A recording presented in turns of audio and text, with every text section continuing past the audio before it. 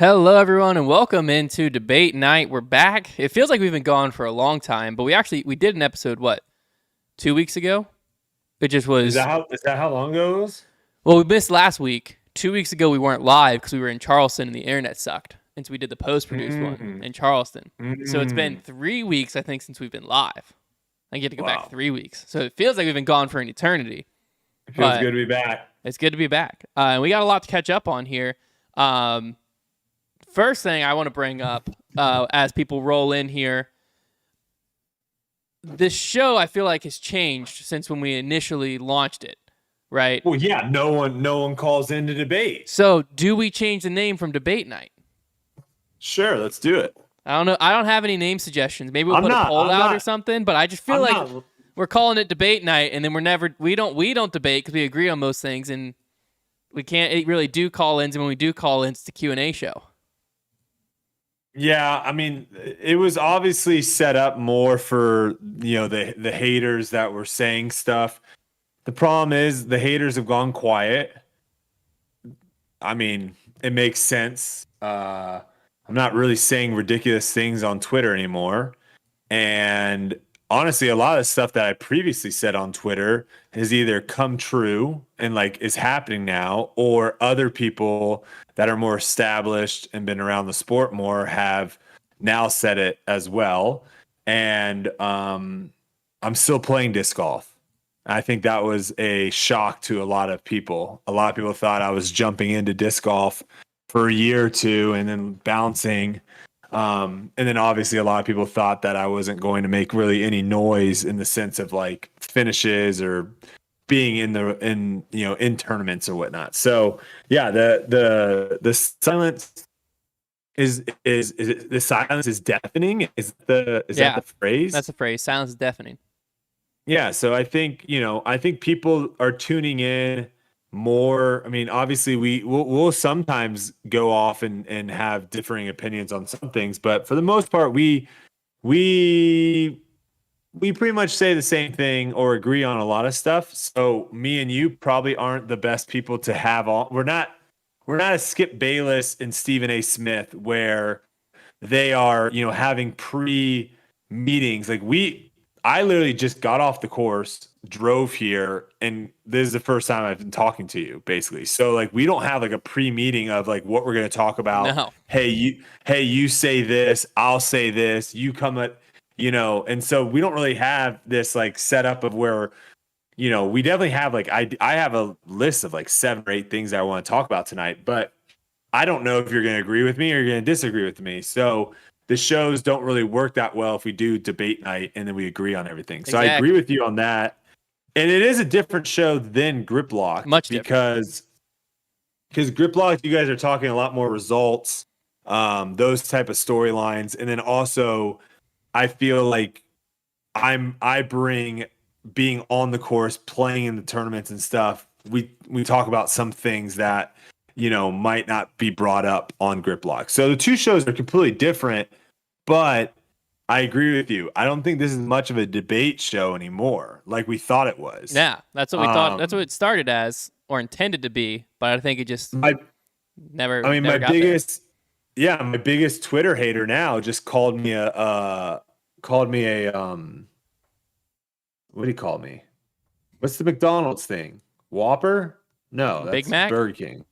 Yeah, he's called me a Big Mac. So he's he's running out of material. He's got nothing. I mean, that's almost a compliment. I'd love to be a Big Mac.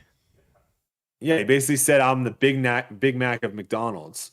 So whatever that means, sure. Probably the most popular ordered item of all time. I don't think so. I think the double quarter pounder and cheese is way more popular, but I might just have a bias. Big Mac? I mean, that's like ordering a Whopper at Burger King. Yeah, that's the thing. That's their signature. Go-to. Mac sauce. That's their signature, man. Silas, there's a chance that I've never actually ordered a Big Mac. No, I never have either. What? Yeah. You just offended him. The greatest. Oh, it is the most hype thing. The first time I ever had a Big Mac was in the Beijing airport at 2 a.m. We landed. Everyone was looking for Chinese food, and I was like, I want something. And I went to McDonald's, and I was like, you know what? Now's the time. And I ordered a Big Mac, and it was incredible. I used to just get a plain double cheeseburger with mac sauce. Isn't that pretty much the same? There's another bun in between on a Big Mac. The McDonald's in Finland, way better food, but it took twice as long, which I'm okay with. Did they have like different stuff? Different stuff on the menu? No, it was very, very similar menu. They did have like apple slices, carrot sticks, mozzarella sticks. They had like a few items that were in. They had a chicken wrap, which is very common, but then they had like 3 other different wraps I've never seen before. I don't know if they called mayonnaise McFeast sauce or something. McFeasty or something. There were some interesting things on there, but it was actually not too bad. But yeah, I think we are in for a name change for sure, because I do think obviously initially people were like, you guys don't debate. There's no debates. Where are the debates? And when we do take calls, it's questions. Like, people are just asking questions. No one's coming in saying, hey, Brodie, you said this. You're an idiot. This is what is actually going on. So I like it. Let's change it up. Let's find a good podcast name. Yeah. And we'll do a little rebrand. If you got some suggestions, feel free to put them in the chat or throw them at us over on Twitter. And next week we might be back. Oh, someone said. Oh, go ahead.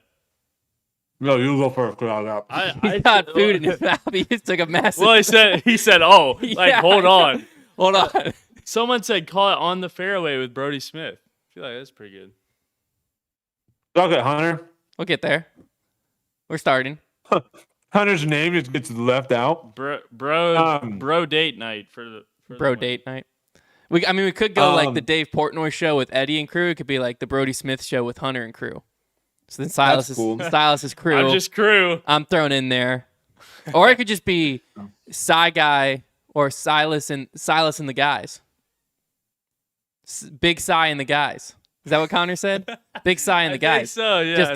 Just make it Silas' show and we're just here. I've completely forgot my whole idea of what I was going to say. What were you talking about before you said that to us? McDonald's? Yeah, McDonald's. Finland? No, there's something else. It doesn't matter. It doesn't matter. It might come to me. It might not. All right. Before we get to... Oh, that's what I was going to say. He's back. Leave your suggestions not in the live chat, because if you leave it in the live chat, comments. it's going to be gone. Leave it, like, if you're watching right now live on YouTube, or if you're listening on Apple Podcasts or something like that, go to YouTube and leave it in the comments section on the actual YouTube video. Great point. Yeah, in the live chat, it's going to be as good as gone. Okay. Do you want to start? Oh, you had something? I have an ad read. Oh, quick. okay. Go for it. Before we get too far into today's show, and take a moment to thank our sponsor of today's show, Double G Jerky. Making craft beef jerky was a household staple in Double G's family, and he became fascinated with creating his own flavors as a teenager. He continued his interest in jerky preparation throughout his professional years, and now operates his own brand of craft jerky, aptly named Double G Craft Jerky. They start by hand-selecting the highest quality meats and placing an emphasis on the most savory seasoning and nutritionally focused ingredients. Double G produces the best tasting and highest quality jerky on the market. When you order their craft beef jerky online, you'll be amazed at the freshness and the quality and the flavors that you'll experience. With the disc golf season in full swing and everyone also about to hit the trails and slopes this winter, you'll want to stock up on these so you always have them handy when you need a boost. Head over to doublegjerky.com and pick some up today. They also just came out with the vegan beef jerky. I haven't had a chance to try it yet. That's Eagles, right? Yeah. I wonder if he was eating that during his championship run. I mean, it's tough to say that that's not what got him there. I don't know. I will do a little tip of the cap to Double G by saying that his business might be the number one disc golf business, because we've seen it, like we've seen like pros and stuff come out with a lot of stuff and they kind of just fades out and fizzles out. The stuff that they've been able to do over there is actually very impressive. So I don't know if they're in like stores yet. I don't know about that, like if they're doing wholesale to like retailers and stuff, but impressive stuff. So tip of the cap to Double G. If you're interested in learning more about the flavors, if you go back Bogey Bro Banter 2 weeks ago now, possibly 3. Trevor and Connor did a full breakdown. They tasted all the flavors and all of that. And I believe their favorite was teriyaki. Do you remember, Silas? Or was it the hot one? Was it that boom sauce? Oh, yeah, it was boom sauce. It was the hot one. Sauce? Hot boom sauce. But there you go. All right, well, Brodie, whether or not, I don't know if you want to lead this off, but I want to hear this USDGC qualification story. He might be frozen. We might have lost him. Yeah, it's a good story. It's a great story. Well, while he's probably gonna have to switch to his phone. Is he back? Is he back?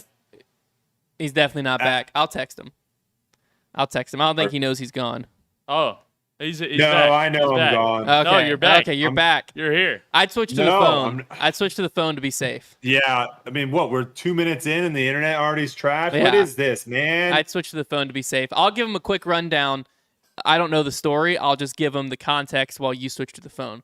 So essentially, every tournament, not every tournament, but USDGC qualifiers happen at a lot of big tournaments. DDO, where Brodie came in third for some reason, wasn't a USDGC qualifier.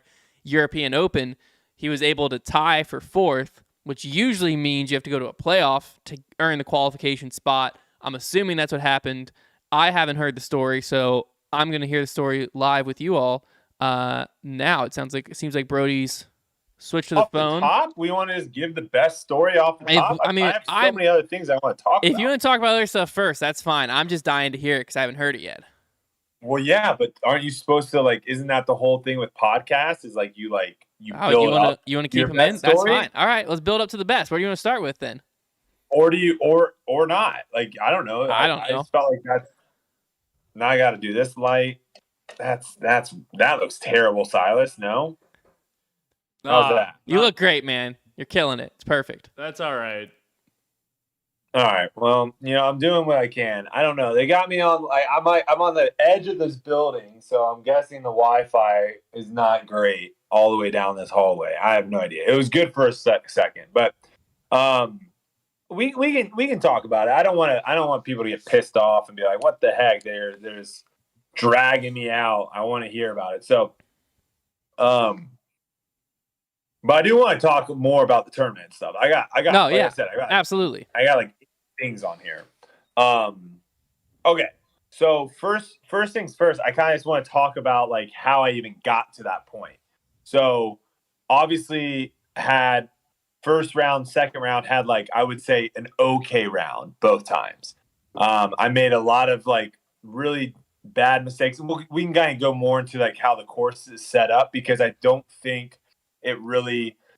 Maybe they did do a good job of explaining it on coverage, but there are some things that I feel are harder to see on coverage than in person. So I want to explain a little bit of that on some of these holes.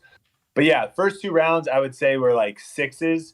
The one round that I shot 6 under, that one was I felt like I was really close from that to being a 9 or 10 under round, and that would have been awesome. But the weekend comes and just didn't have it. Just literally really frustrating how I was playing. Just could not score. And so my mindset going into Sunday basically changed, right? Because even after my first 2 rounds, even though I was, at that point, I was probably 10 shots back, I think, of Eagle and Paul, I'm still thinking that I have a chance of winning, right? If I go out and have an incredible weekend and they slip up, who knows what can happen, right? After round 3, things are obviously, played out a little bit. And it's clear that now a top 10 is essentially what I'm after. And that was kind of my goal going into the final round, was a top 10. Now, started off super slow, which was the theme of my entire tournament. Hole 1 is a birdie hole, didn't birdie it a single time. Hole 2, birdie hole, didn't birdie it a single time. Did throw it into the circle once, but missed my 25-footer for birdie. Threw OB once, made bogey. Threw it over into the trees, threw it to 25 feet, missed that putt for. So I played that hole 2 over. So I was 2 over par on the first 2 holes, which is really bad. I would look, if you looked at the top 10 guys, I'm guessing they averaged probably 5 under par on those first 2 holes, and I was 2 over. Hole 3, which is a birdie hole, I eagled it 1 round, which is awesome. But hole 3 is also a birdie hole, and I ended up parring it after throwing OB. And so now I'm even par through 3. Not a good start. I can continue to kind of just like flutter along, and my whole thing. I had an incredible caddy, by the way, Timmy, absolute beast. Our whole strategy was like, we're not going to look at the scoreboard at all because our play style doesn't change until hole 15. We are going aggressive mode on every hole, trying to birdie every hole, and then once we get to hole 15, 16, 17, and even 18, all are holes that you can actually play differently, right? You can play aggressive for birdie, or you can play smart for par. So we get to hole 15, and I already am like, at that point in time, I don't even know how. I'm like, I don't know, 1 under par, 2 under par, something like that. I'm like, I know I've dropped so far off this leaderboard. But I look at it, and I'm like, I think I'm like 20-something, 25th or 7th at this point. So now I'm like, all right, top 10, I can't get a top 10. It's not possible. So now I go down the next thing on the list. The next thing on the list was a USDGC spot. So I start looking at that. Number 1 and number 2 are guys that are, I think, at this point, I'm on 15. They're like on 12. They're both like 17 or 16 under par. So they look like, unless they have an absolute collapse, those 2 spots are locked in. Canute in the clubhouse at like 15 under or something like that. And he's locked in. There's no way, unless that like, eagle 2, birdie out and eagle 2 holes, there's no way I'm catching him. So he's locked in. Go down. Number 4 is the guy on my card, Daniel. Is his last name Davidson? I think it's Daniel. I can't remember what his last name is. But he's on my card, and at this point in time, he's 3 shots ahead of me. No, sorry. He's 2 shots ahead of me going into hole 15. So I'm like, all right, we got to go for it. And if you for you to kind of refresh your memory, hole 15 is that, the one that was like $10,000 to ace, like 550 feet downhill. And I went for it all 3 days. Was inbounds 1 time, threw a scuba, missed, tap in par. Went OB left 1 time, threw a scuba, missed, tap in bogey. And then 1 time the wind was just right to left. So I went the big hyzer out over everything and threw it to like 15 feet and then missed the putt. So the hole was not doing great for me. So I went for it as I'll say this in a jokingly manner. The disc that has been flipping all week just didn't flip. But really, I threw a bad shot, and it went OB. And threw a scuba, missed it, bogeyed. So now I'm down 3 with hole 16, 17, 18 left for a USDGC spot. Hole 16, throw a good tee shot, throw it up there, birdie. He misses his approach shot, so now he gets his next shot up there, taps in par. Now I'm down 2. Threw a really great shot on 17, just maybe 10 feet too high, so it didn't get to the ground fast enough and just barely got out of bounds, but I'm pin high. And when you're pin high left OB on that hole, you've got like a 20-footer for par. He went OB early, so he has like a 55-footer for par. He ends up just missing, tapping in for his bogey. So now I'm down 1 on 18. 18, throw a great shot in the spot that I was basically hitting all week. He throws a good shot. We're both in the fairway. I'm further down the fairway, but I'm further away from the basket with how that hole's set up, right? Which is actually exactly where I wanted to be, because I wanted to be able to throw first to put pressure on him. Yeah. To make him have to make a throw. Was he aware that was he aware of the situation? Okay. I think he was probably aware starting hole 16. Gotcha.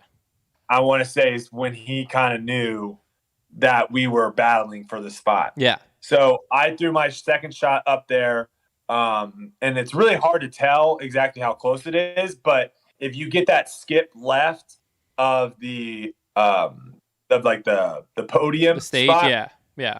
stage, if you get that skip left and you get the green flag, you know you're like within 25 feet. So that's what my shot did. So now he knows if I birdie this hole, I have the USDGC locked. If I par this hole, we're going into playoff. And if I bogey it, I potentially could lose it. So it was going to be really interesting. I was really curious to see how he was going to play it because that hole is really easy to bogey if you go early OB left. Because then you're left with like a 50-footer on an elevated basket. He goes right at it and just kind of juices it. Not sure if the adrenaline was kind of kicking up or whatever. But from my vantage point, I thought it was over. I was like, oh, he's just 20 feet on the backside. It's over. He's going to make it. We walk up there. Timmy's like telling me this whole time, like, it might not be over. It might not be over. I'm like, dude, he's not going to miss his putt. It's over. It's over. We get up there. We see a little bit of his teal disc, and it's under the tree. And I'm like, whoa, okay, it's a 20-footer, but now he's got like a tree in his – it's not just a pure basic 20-footer. Yeah. So he gets up there. He's like straddling out, kind of almost on a knee, and gives it a good effort, goes off the cage. I step up to my 25-footer, or 20-footer, whatever it was, which I was extremely nervous. And thank goodness it found the chains and went in. And now at this point, we're both tied for fourth. And we're like, all right, well, what the heck? I knew that we couldn't start the playoff right away because there was that chance of one of those two guys really, 16, you can take a 10. Yeah. It's not hard. Yeah. And we're going to talk about 16 here in a second. But I knew that. I mean, heck, someone could, God forbid, injure themselves, DNF. There's a lot of things that could happen. Yeah. To where it's like we have to kind of wait. And so we ended up waiting, I think, until like hole 18. And they told us that the playoff holes for us were going to be 1, 2, and 3. Okay. Your nemesis. I didn't birdie one. One, I literally threw a different shot every round. I threw a different shot every round. Again, my fault, but one of the unfortunate things with, my back issues and stuff was I was very limited in practice. And I threw one of the two shots I threw on one because we did the practice round and then we did the doubles battle. One of the shots that I threw on it was like my straight buzz. And I think it hit a tree. And that's why I think it ended up being parked. And I didn't realize that until probably the second round when I threw the same exact shot or what I thought was the same exact shot. It ended up going all the way through the trees, got on the road, and then rolled 100 feet down the road. Oh, geez. So that hole, I was throwing my straight zone. I was trying 2 different buzzes. I was trying a different shot every round. Couldn't figure it out. Hole 2, and we'll get into this a little bit because I want to talk just about how I heard you guys talk about it on Grip Locked, but I want to really dig in a little bit about how impressive Eagles' win is because I also was not able to throw forehands because of my back. And hole 2, that forehand is so easy. Yeah. It is such an easy birdie hole if you can throw a forehand. And round 4 was the first round that my back was feeling good. And I was able to kind of throw forehands without, hesitation. And so we couldn't practice hole 1 because they had a bunch of people up there watching the Jumbotron screen up there and all that stuff. So the TD said that we could practice hole 2 and hole 3. So hole 2, I busted out my Zeus and parked it 3 times in a row. And I was like, all right, it's a forehand Zeus. I got this hole dialed in. Hole 3 was getting that drive dialed in because I had just previously gone OB, then whatever. So we're basically an hour and a half of just kind of milling around. I know hole 1's basket is elevated. So I spent all my practice putting on hole 3's basket, which is also elevated. And it was just getting reps at 20, 25 feet, just feeling that, just waiting. we work our way back to hole 1, and he's like, all right, the TZ's like, all right, since this isn't like a part of this tournament, you don't need necessarily have an official with you. You guys just go out and handle it yourselves and then come back and tell us who won. And we're like, all right. So I was like, all right, let's flip. Boom, flip it. It lands. I win the flip. I'm like, I'm going first. And this also was we also, even though I couldn't practice on hole 1, I was simulating that shot on hole 2 and hole 3 with my zones and trying to figure it out. So I have this new jawbreaker zone in my bag that I was throwing on hole 8. I was like, let's try that. In practice, it looked really good, and busted it out, and it looked good, 25 feet left. And I was like, all right, finally, I actually have a putt at birdie for this. This guy, this is the crazy thing. This guy, he had a really good backhand, but I guess with just how the hole lined up, he just felt more confident hitting the gap with a forehand. So like he threw and I played with him the previous round, and that's a really hard like flip up turnover forehand. Yeah, touchy shot. He did not do it well in the round we played. He did it really well in the playoff to where it went a little bit too far. So he had like a 34-footer just outside the circle. He barely missed it. I stepped it to my putt, cashed it in, and I was like, let's go. and it was one of those things of where it was so sweet birding that hole after that hole gave me so many struggles when I knew how easy of a hole that was, that I was just, every time I parred it, I was like, I'm giving strokes to the field. I'm giving strokes to the field. So that was an incredible feeling. But then also, like, this tournament was, like, if I go back and really, like, dissect it, it was a pretty much of a letdown for me because I really felt like I could have competed at a much higher level and really put myself more in the mix. And I just kind of wasted a really good opportunity, and I hate wasting opportunities. So getting that USDGC spot made everything a little bit more sweeter. Like that hour-and-a-half drive to Helsinki afterwards would have been absolutely miserable had I lost in that playoff because I was sitting in a good spot. You know, I was tied for 7th at one point. Yeah. And sitting in a great spot and, you know, fell all the way back to, you know, tied for 16th. And if I would have walked away without a USDGC spot, tied for 16th, it would have been like, man, this was just a waste of an opportunity. So that was the USDGC story. Back-to-back years qualifying in a playoff, which is kind of nuts. And it's one of those things, you know, I don't know if you guys are keeping track of like who's qualified and who's not. I think there's probably still a lot of really good players that aren't qualified. Yeah, there's still a few, yeah.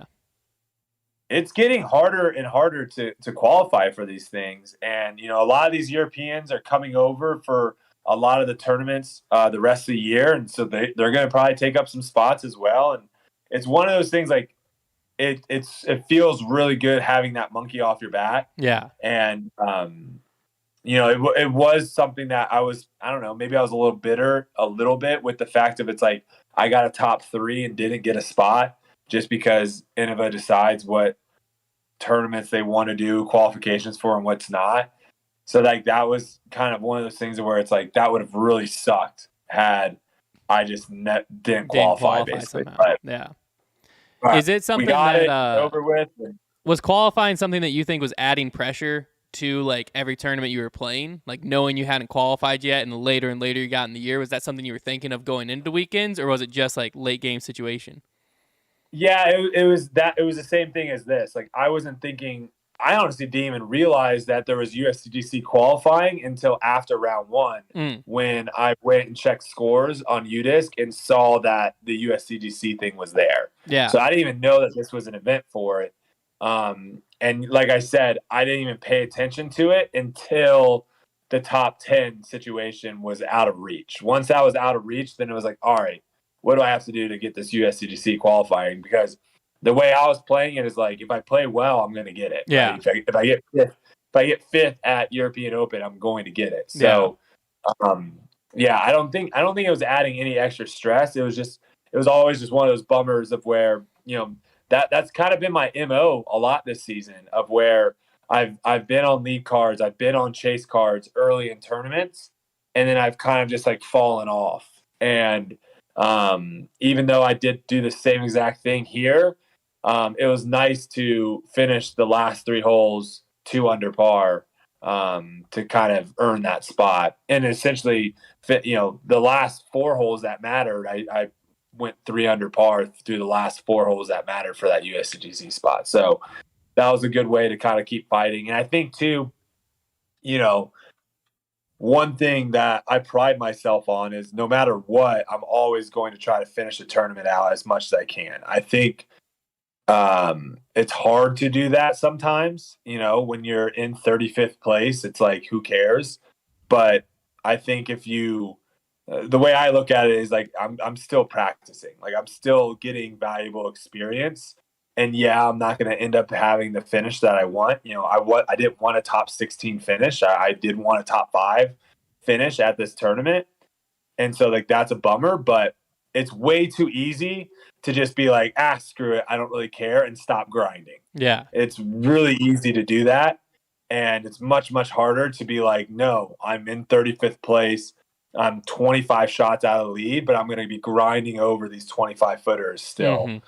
And grinding over these 200-foot up shots and all that. So I pride myself on that. And I did that this tournament. Like if I would have checked out after like hole 3 being even par and just been like, oh, well, this round's going to suck. Like I'm out of it. No chance. Like there's no way I'm getting that USDGC spot. So yeah, for sure. Now being in Europe, obviously I've never had a chance to go there, but it's a tournament that like every time I watch it, it looks incredible. You gotta come. Yeah, well, I want to definitely one year make the trip, do some bogey bro battles and stuff over there, but also just get to watch the tournament. But was there stuff that you noticed that the event did differently that you're like, oh, this would be sick if we had in the U.S., or was it just like the gallery and the fans, since it's the only time the pros are over there, was just so massive that it makes the event look that more elusive or exclusive? Yeah, so I think one of the reasons too why there's so many people there is they don't charge for tickets. There's no ticket sales, which I didn't know. Yeah. So it's a completely free event. I would say the biggest thing that like stood out to me of where it's like, oh wow, this is way different, is the average age of the crowd. Way younger. Yeah. Like at a Pro Tour event, stateside, you might see occasional kids out there. And a lot of times it's, parents and stuff bringing their kids out, and maybe they kind of like disc golf a little bit, but they're not really like, it's like the parents are into disc golf more so. Correct.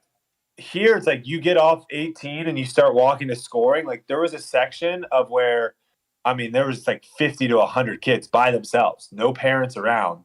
Literally all under the ages of like 14. So, and you can see some kids in like the background of one of our doubles match too. Like there was like 4 or 5 kids. There were some other kids later on that we're watching too. Like there were just tons of kids out there that were all about it. And that's like a big difference than what you see kind of in the States. And even what you see like at your local disc golf course. Like if you go to your local disc golf course, you're probably not seeing like 3 or 4 12-year-olds playing together on the course. So that was the thing that stood out the most to me. Obviously the big kind of big pieces of, if you want to call it technology or like the grandstands and all that stuff, like how 18 was set up was incredible. Having the big TV on one, I thought was a great idea, because then you literally could have people just chilling on one all day, and watching everyone go through, because then they would put, the coverage up there as well. I thought that was really, really cool. There still are some like, kinks to obviously work out as more and more people come in. I think there are some kinks of where, like the player parking was right next to right in between hole 1 and hole 2. So when you parked, if you were like warming up or doing anything in there and like someone had just finished hole 1 and was walking over, you would a lot of times get like, the spectators and stuff coming up to you right there in the parking lot. And there, which is like, again, not that big of a deal, but it becomes a deal, big of a deal when you plan out like, okay, I want to get to the course an hour before, so I have this, and this, and then like, you might have a line of 10 people asking for photos and an autograph, and at a certain point you have to tell them like, I can't, and like that's always like an awkward thing. So I would say that was one thing they probably will have to look into next year is more roping, and even like one issue that we had was when we were on hole 16, lead card was on hole 10, and they kind of like buddy up to each other. And so there was a lot of people that were trying to cross hole 16's fairway to get to hole 11 to where the lead card was about to go. And there's no like real ropes and stuff set up. So people were just going, and we're just there by ourselves on hole 16. And we're trying, there's a fine line too of where like pros need to get better at being able to throw when there's people walking 300 feet away, not in your direction. Like there was a little bit too much of that for my liking, of where pros were like, everyone in my proximity needs to stop moving. I don't think we need to go that far, but like when pros are crossing, or when spectators are crossing the fairway that you're trying to throw on, that's a safety issue. So that was like really the only thing that I was like, they might need to tweak for next year, just because of how many spectators were out there. But overall, I will say this. Since you haven't been over there, when you watch it, what is the vibe of like where the course is? What vibe do you get? Of like, do you get like it's like a Jonesboro of where it's like secluded off by itself in its own little spot? Do you get like it's a Winthrop where you're like on a campus and there's like stuff happening all around? Like, what vibe do you get of the course? Kind of in between those two. Like some holes, it feels like obviously there's the one where like the OB line runs across the soccer field. So like there's a few, and you're throwing near fences. There's a few times you see that, but then there's also some holes that seem like they're just completely off on their own, and like there's nothing around it.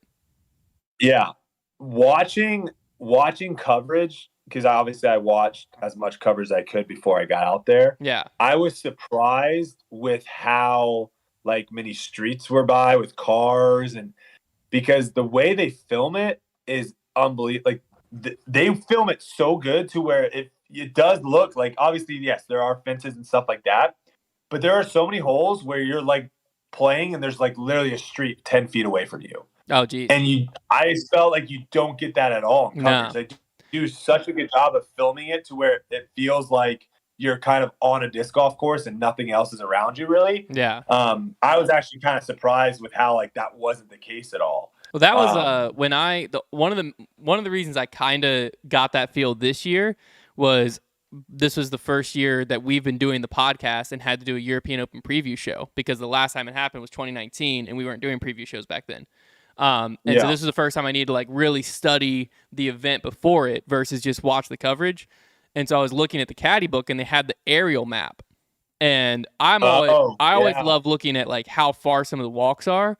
And like this course, it really, like when I looked at it on an aerial map, I was like, wow, this is not the layout I expected at all. Like there was a lot of walks and I'm like, that walk is so much longer than I ever would have thought. There's one walk that's legitimately maybe 5 minutes. Yeah, that's what I'm saying. Like I was looking at it, I'm like, this is crazy. The layout of it from that aerial map, obviously I don't get context of being there, but the layout on the aerial map was drastic. It was similar to my first time stepping on USDGC's campus. Yeah. And I saw hole 1 and like the pro shop's right behind hole 1, and then hole 2 was right there.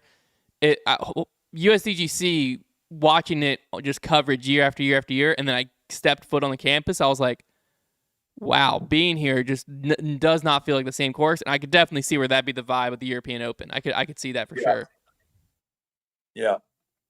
One question I had, because obviously we're not going to talk through the whole Nico situation and all of that, but I did have a question about, because obviously it was an official that called him on it, right? He was on our card the next day. That's what I was going to ask. Was it something where there was just more officials out there? Was it one official just bouncing around? Like, was that something you noticed at all? Yeah, I think what they're doing right now, this is pure speculation. I think what they're doing right now is for coverage reasons, having an official on those cards that are like primarily getting videoed, speeds up play and speeds up coverage and kind of just helps things go. That's kind of my look. I think also I love having officials out there. Now, would I love them like just walking with one card? Probably not. I'd like it more if they were kind of bouncing around and a little bit more mobile, to where if someone did have like a rules question, because like we had like, again, I would say most pros know the rules pretty well, but there are a lot of times where you'll get in a situation where you're just like, I'm not entirely sure what's the right way of playing this. And I know what's his name, was it Big Dog or whatever? Yeah. We'll tell you to play provisional and all that stuff. But at the end of the day, people want to just try to play it the right way. So, do you know what the rule is for casual relief? Like, do you have to play it at the as soon as the spot that you can play it from, you have to play it from there, or can you just keep going back as far as you want? It should be the first safe spot, but it's like a little bit arbitrary. Yeah, because that's kind of a gray area. Yeah. Here's another one. So my lie, like where my disc was, I could put my foot behind where my disc was and not be in casual water. But where I wanted to have my second foot, not my pivot foot, but where I wanted to have my second foot, that was going to be in casual water.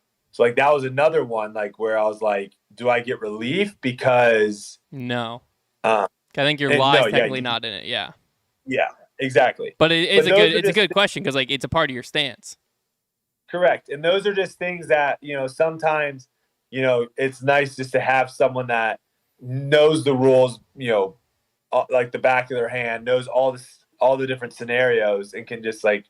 But then again, like, I don't know if you guys heard this on coverage, but I don't know if it was during FPO or what, but I heard someone say, I couldn't see who it was, but I heard someone say, like one of the officials say, like, oh, benefit goes to the player. And I've talked to like one of the head officials. That's not a rule. That's never a rule. There is nothing in there that says benefit goes to the player.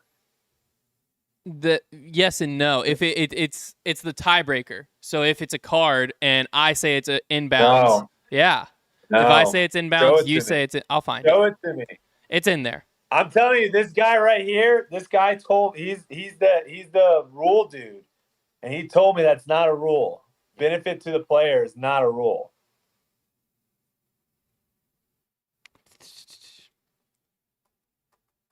But yeah, people are saying Hunter's right. Benefit of the doubt comes into play as a tiebreaker when the group can't make a decision. For example, if two players see the disc is safe, two see it as OB, then basically the tiebreaker is the benefit of the player. That's when like the PDJ is answering questions about the rules. It says that? I don't know if that's in the rule book, but the PDJ answering questions on how to interpret the rules says that. So basically on a card of 4, if it's 2-2, the benefit goes to the player. Oh, that's in response to a question. Yeah, it's basically asking how to interpret the rules, and it's saying if it's 2-2, it goes to the player. So it's not officially a rule. It's not like if everyone on your card is just like it's unclear, that they can't really. Is it supposed to be you make a statement? Most people say it's unclear, so I'm gonna give it to you, and that's them saying it's inbounds. It's really supposed to only come up to inbounds, but this is saying like 2-2. Then the PDJ is taking the stance of benefit goes to the player if it's split down the middle on a card. 2 people say it's in, 2 people say it's out. Benefit to the player. I'll have to. But it's not like I don't know. Benefit goes to the player. You're in, which is how it gets said a lot. Yes, that is. I think that was the point he was making. Yeah. Of where you're like, I don't know, it's too close. Benefit goes to the player. Yeah, there is no such thing as too close to call. That is exactly right. What you just said right there is what I was saying. I think a lot of people think that's what people think it is. That's not a rule. That's not it. Yeah, it's when what you just said makes sense. If it's tied 2-2, then the player gets the good call, I guess. Yeah. But if it's something where everyone's just like no one, one of those situations where no one wants to piss off the person, and there's like, sure, I guess benefit goes to the player. Like that's not thing. Okay. Yeah. Thank you. Yeah. It was a while ago. I knew because I was like, there's no way this guy just lied. No, because it's basically like that's just a cop out. Like essentially, if the disc Correct. is either inbounds or out of bounds, and as a rules official on the card, as a PDGA member, it's your job to make the call and say that's in or that's out. You can't just be like. Basically, what ends up people doing is like being like, I don't know, man, benefit to the player. That's you just saying it's inbounds. Like at the end of the day, Correct. is how it ends up going. But that does get said incorrectly a lot. But yeah, I mean, I saw the same official. I only saw that one official on coverage, the one who ended up calling Nico. So I didn't know if he was just bouncing around. There was another one. Okay. I believe because on final day lead card on hole 16 with the bunker rule, Kevin Jones had thrown 2 in. And then he walked over to the official and was like, I want to throw those discs again. How do I do that? I was on that card, Hunter. So that wasn't the final day. There. That was third day. That was third round. Okay, yeah.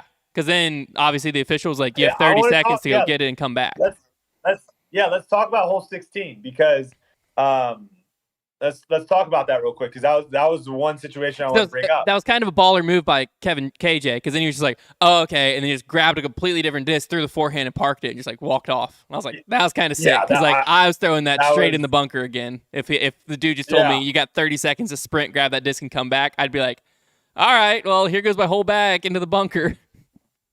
So I never played with anyone that really struggled on that hole. Yeah. At most, I think it was like 3 throws of like in a row. Like I definitely played with. I think I played with maybe someone that had like 4 or 5 OB between the 2 shots.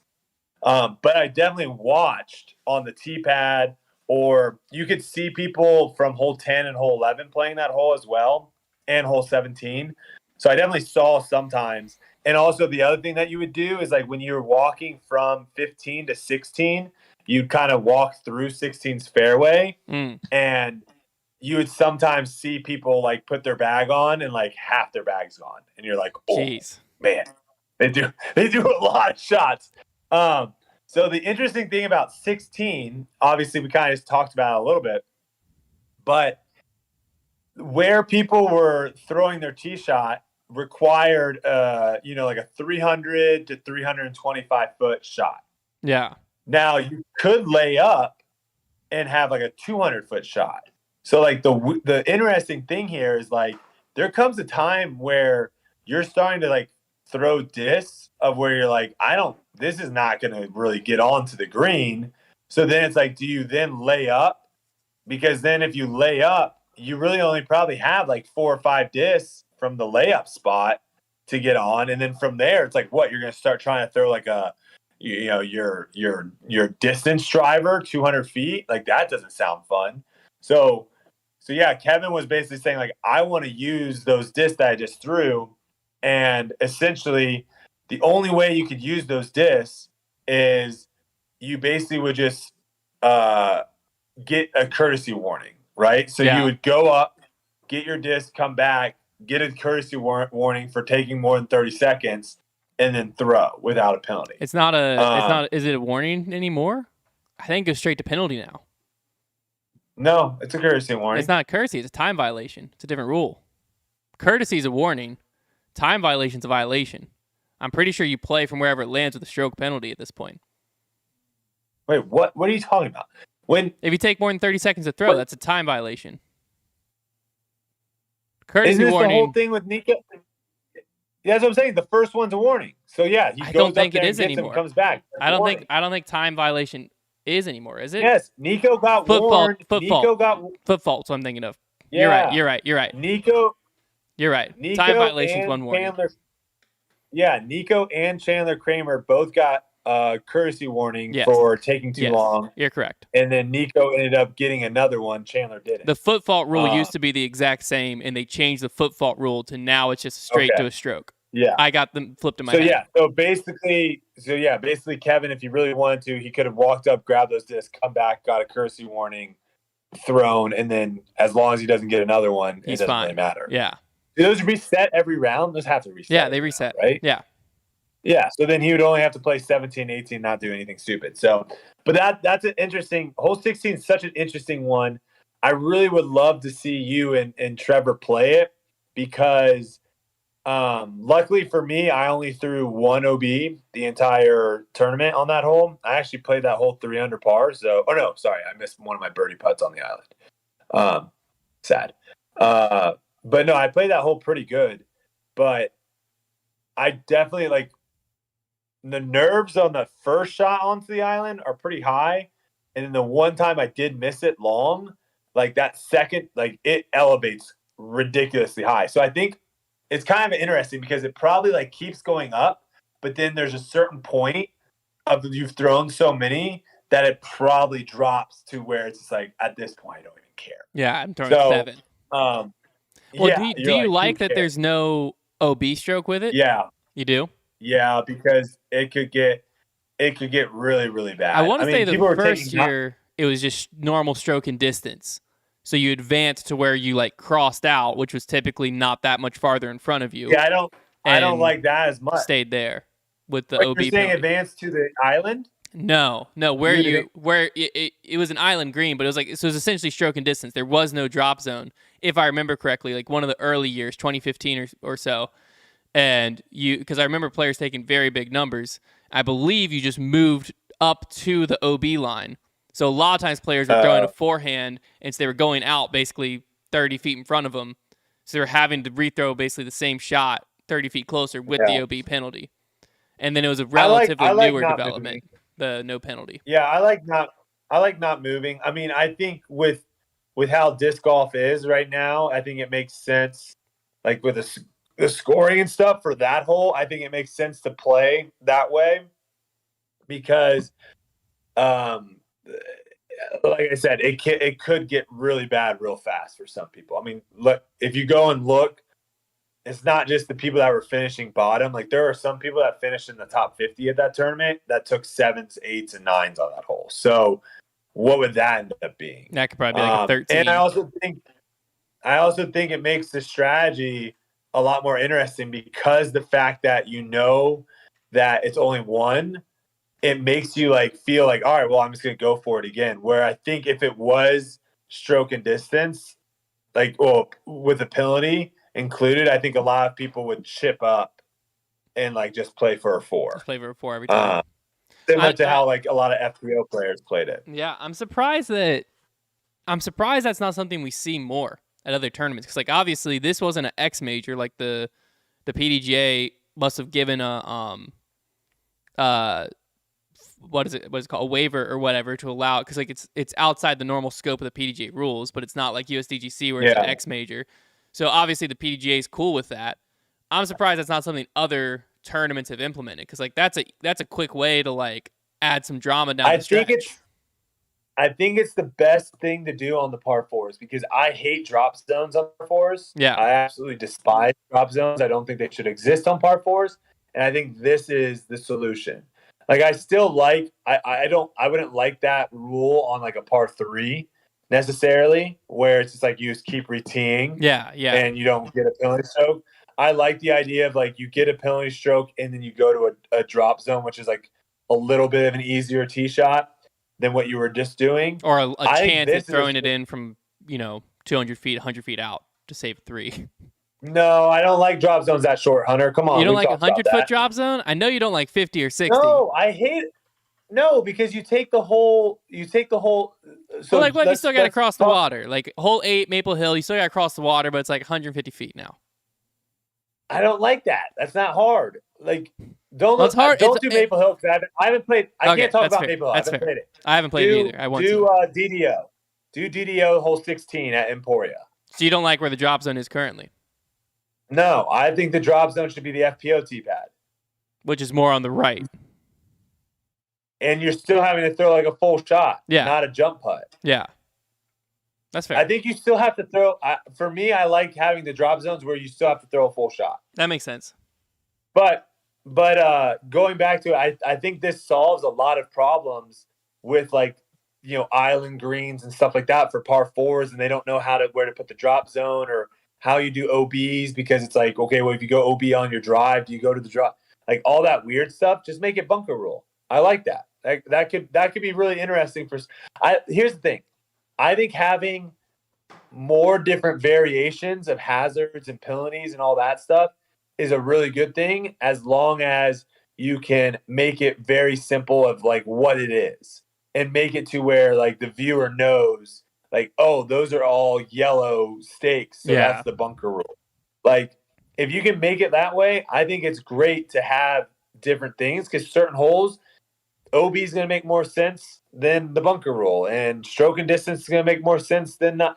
I think that. So now talking about hole 16, let's talk real quick just about the course in general.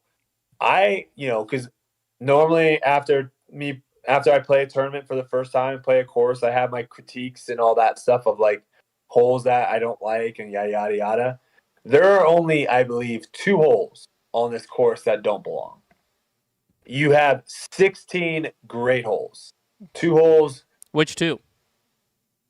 Hole 8, which used to be actually, hole 8 was the hole that everyone birdied.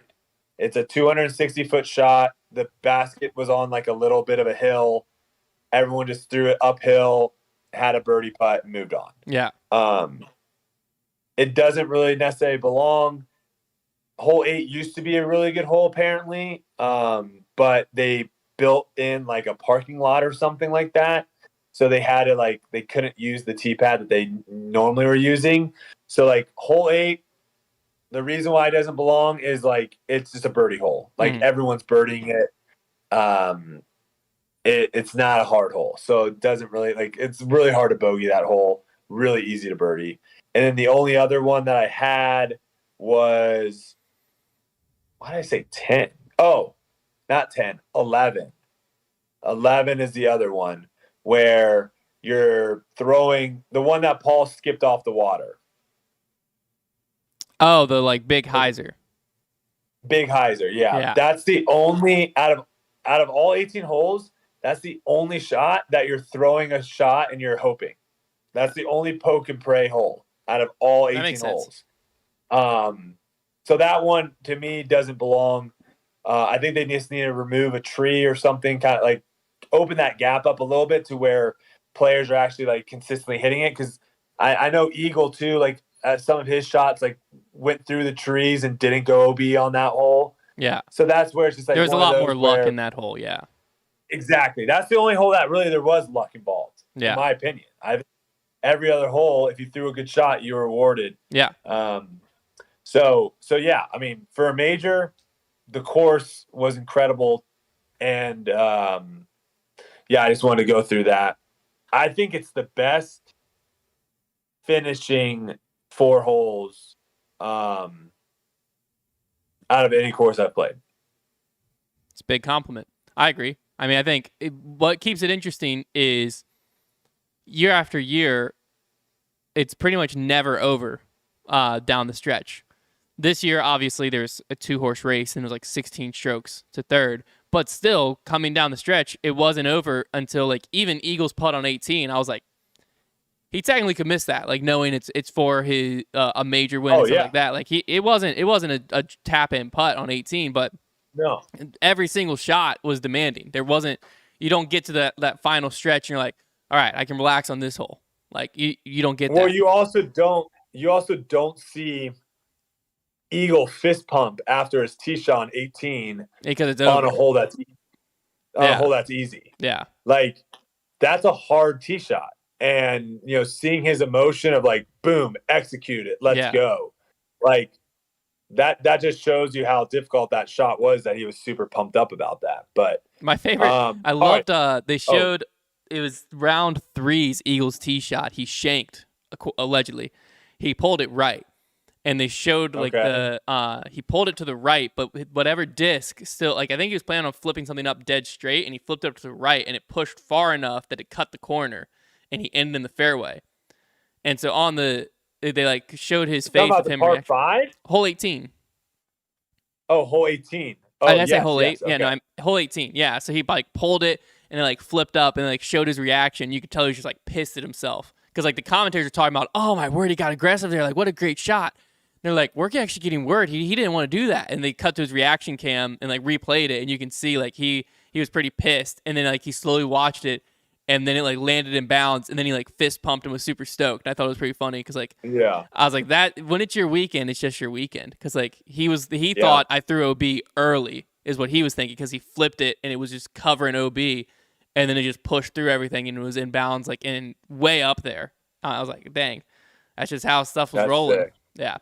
That was pretty funny. But the coverage, you probably didn't get to watch much MPO coverage. I'm willing to say it was the best live event they've ever done. I heard you guys say that. That's awesome. It was incredible. It was great. Awesome. We got to see so much golf. The commentary did good. I think Brian's good in the booth too, huh? Brian needs someone like Nate. So if you put Brian alone with one other person in the booth, I forget what tournament it was. He struggled a little bit. But the Brian-Nate combo is both doing color really, I think, fed off each other. Because Brian has enough knowledge to be able to provide insight, but also to be able to clarify Nate's insight.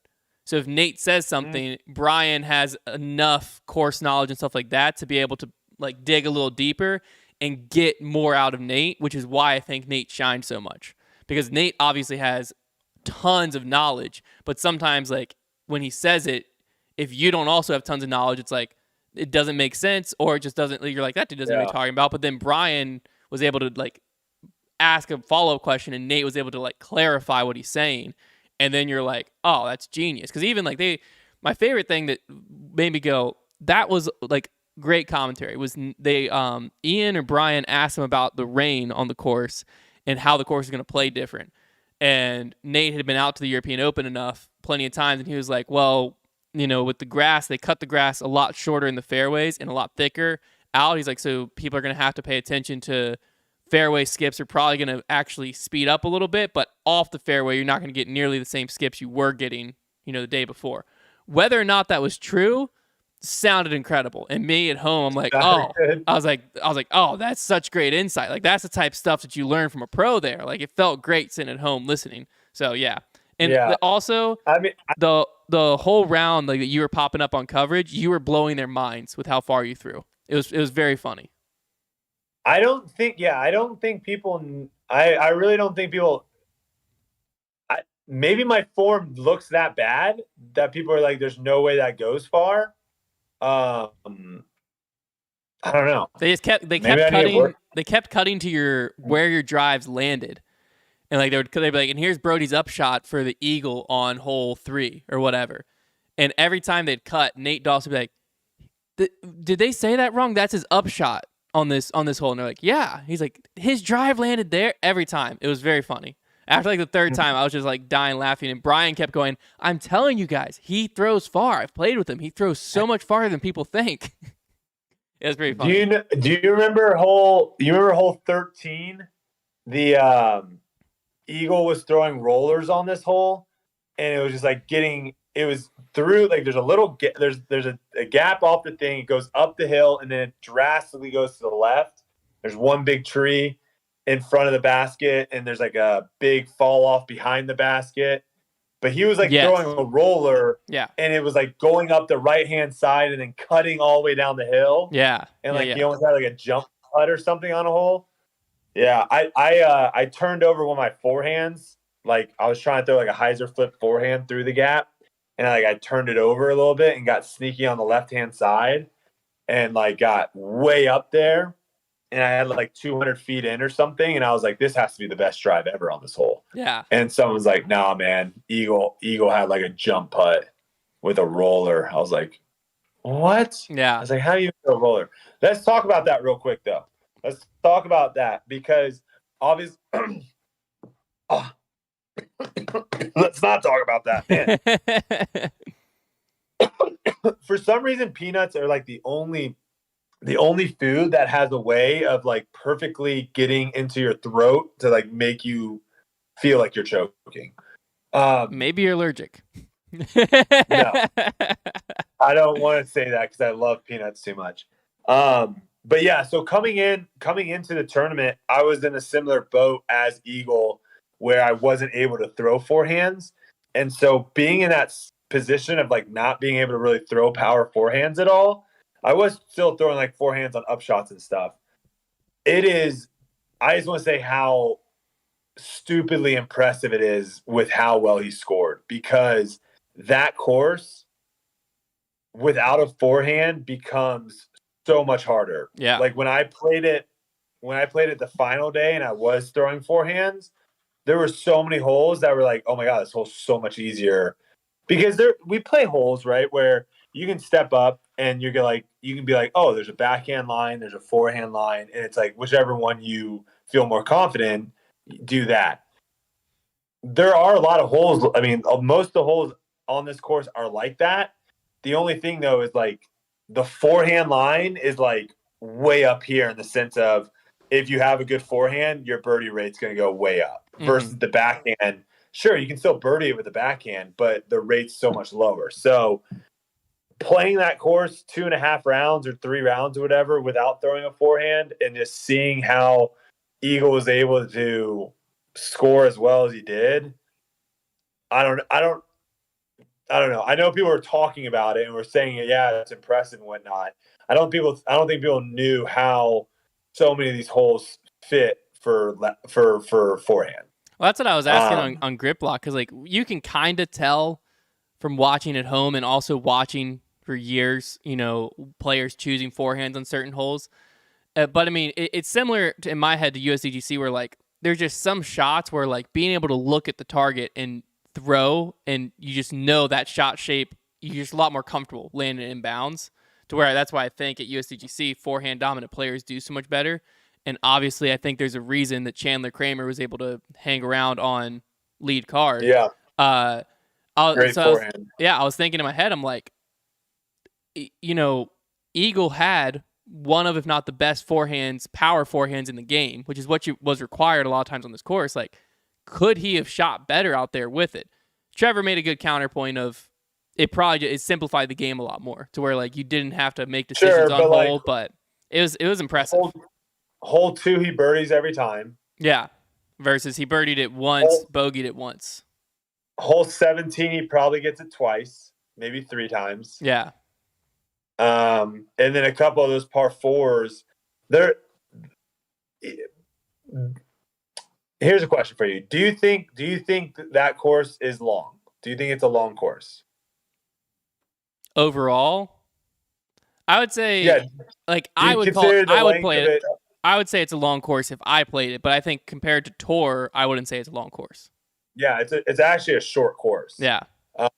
It's actually, I would say one of the shorter courses in the sense of there weren't really, other than 18, really 18 might have been the only par.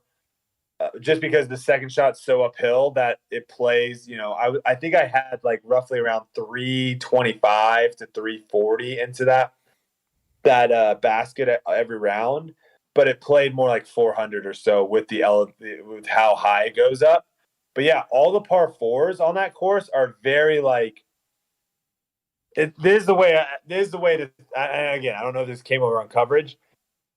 You're going to score really well out there if you hit the first initial gap and then who cares where it goes after that. If you can hit the first initial gap on all these par 4s, you're going to birdie probably half of the par 4s. Yeah, there were several they said, like, this is all that's important here is just get out there. Like, just get far down the fairway. You'll have something.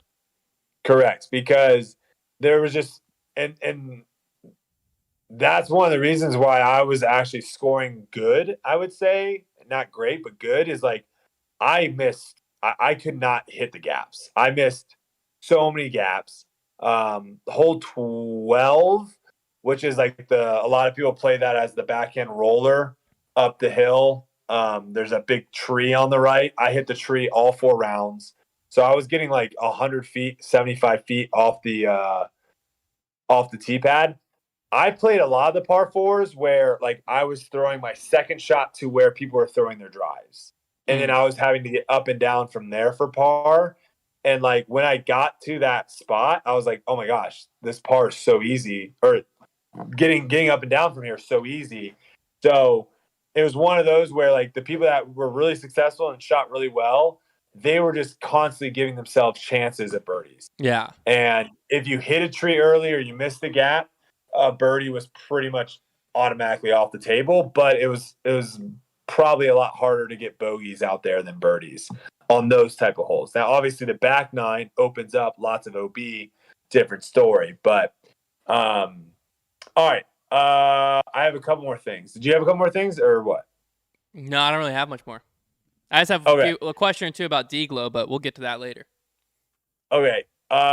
This also, I say this every time. We need cuts at every event. Every event, whether it's a 3-day event, 4-day event, we need cuts.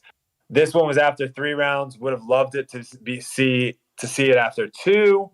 But Sunday was unbelievably 10 times better than every round. Like just pace of play, we had what? Yeah, we had 20 minutes in between each group instead of like 12. Yeah. And then you're also cutting off all the people that are shooting 15, 18 over par. And the rounds just went so much more smoother. And I think everyone enjoyed it, probably the spectators as well. So I will just continue to harp on saying, let's keep pushing for cuts, more cuts. And this is coming from a person that will be fighting to make the cut on multiple tournaments. So, all right. UDIS World Rankings. Oh, I haven't checked them. I went up 1 spot. No way. Dude. Yeah. I think I've determined that the UDIS World Rankings just weighs history so heavily. I'm here. What is that? Who's here? What was that, Silas? I'm not sure I understand. What is going on? Say? Hold on, we're talking to Siri right now, mid-show. All right, you're back. I think when the UDIS World Rankings came out, they were so new, they were shiny, everyone loved them. This is incredible. But now that we see it more, I think it's also the problem is it's not really putting any benefits on people that play events. Yeah. So like you can just kind of sit back and handpick the 6 or 7 tournaments that you want to play, and yeah, I don't know. That's my one rant, because I was like, oh, top 16, all right, let's see it, because I'm not like, it's not like I'm 20th in the world right now and I got a top 16. I'm expecting to jump up into the top 15. I'm like 60 something in the world. Yeah. So I'm like, oh, I just got top 16 at a major. Let's see how many spots I moved up. And it's like, it just doesn't affect your dominance index. What this where did Christian end? I think he's like moved up 8 spots. I think he's like 52. I think he's a little bit above me. I saw him too. No, yeah, that's what I'm saying. He moved up quite a bit. Christian. No, but he's like, no, his name's Chandler. But no, I'm talking Christian. Christian Kuoksa. Who the heck is that? Someone ahead of you in the world rankings. You should know him, man. You're chasing him down. Here he is. Who is that? I just want to see where he finished. I want to see where he finished. Did he even play in that tournament? He came in 8th. Makes sense. I'll say his dominance index went up 1.9. Yours went up 0.65. So he moved up 12 spots. So he jumped you. Oh, okay. Yeah, see, the dominance index thing is a weird one, because I don't know. I don't understand the whole ELO thing in a tournament format. I understand it 1v1. I don't understand it when it's like, I don't know. It is frustrating. Like, people aren't like, you just don't have to show up and like just never show up and then like play like a few events a year and like no one's gonna touch you. Yeah, I just basically have to start getting top 5s. But that's my one rant on the UDIS World Rankings. We'll keep you up to date on because that's one of my goals. I have a bunch of goals that I'm going to eventually make public at the end of the year, and I have a goal in mind on where I want to end up the year in the World Rankings. And let's just say it's difficult right now to move up at all. You got Pro Tour points though, didn't you? What? I got some. Yeah, I got some of those. Because the Pro Tour weighs majors somewhat heavily, don't they?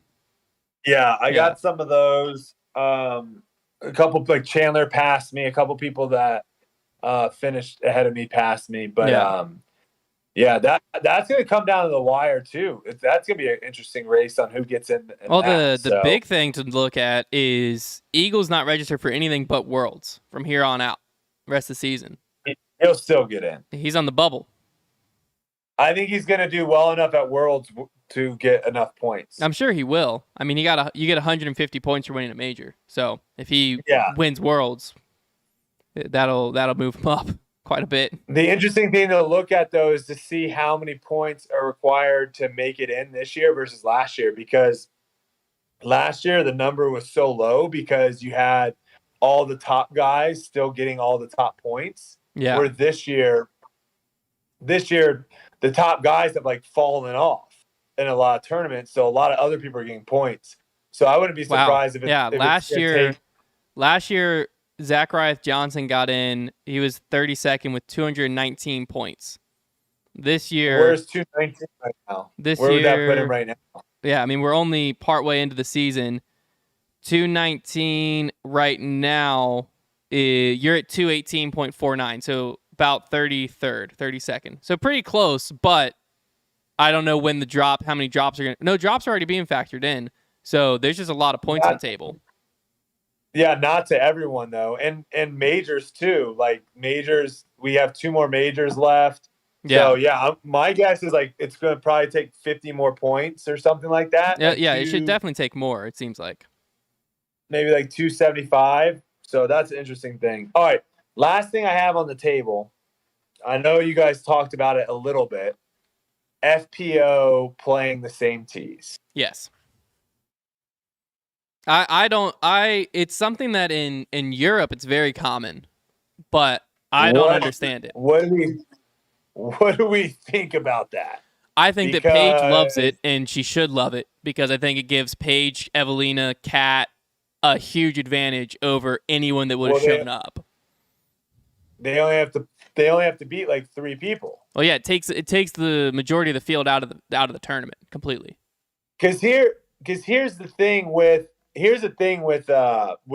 disc golf, and I don't know if we've talked about this on the podcast or not, but you look at golf, okay? You never see anyone play a par 4 where they go layup,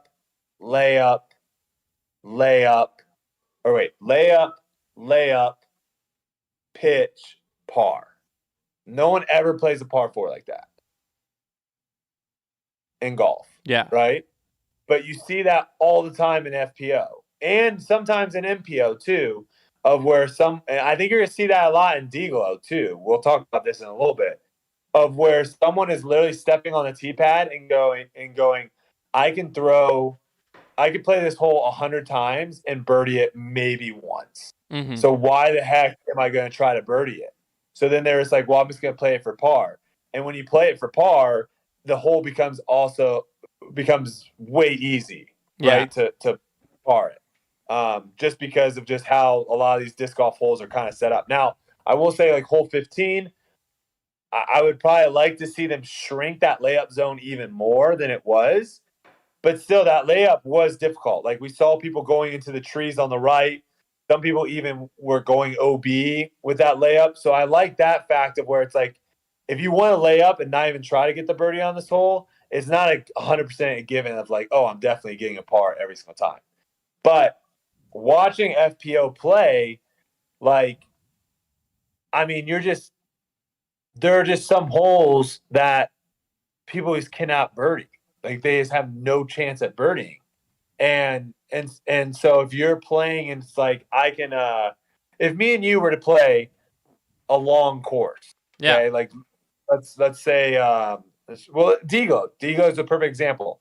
It's a long course that has a lot of uphill, which makes it even longer. You probably could birdie 12 of the holes out here. Mm-hmm. I can birdie 18 of the holes. So like right there, I have a massive advantage over you. Yeah. Just because I can birdie.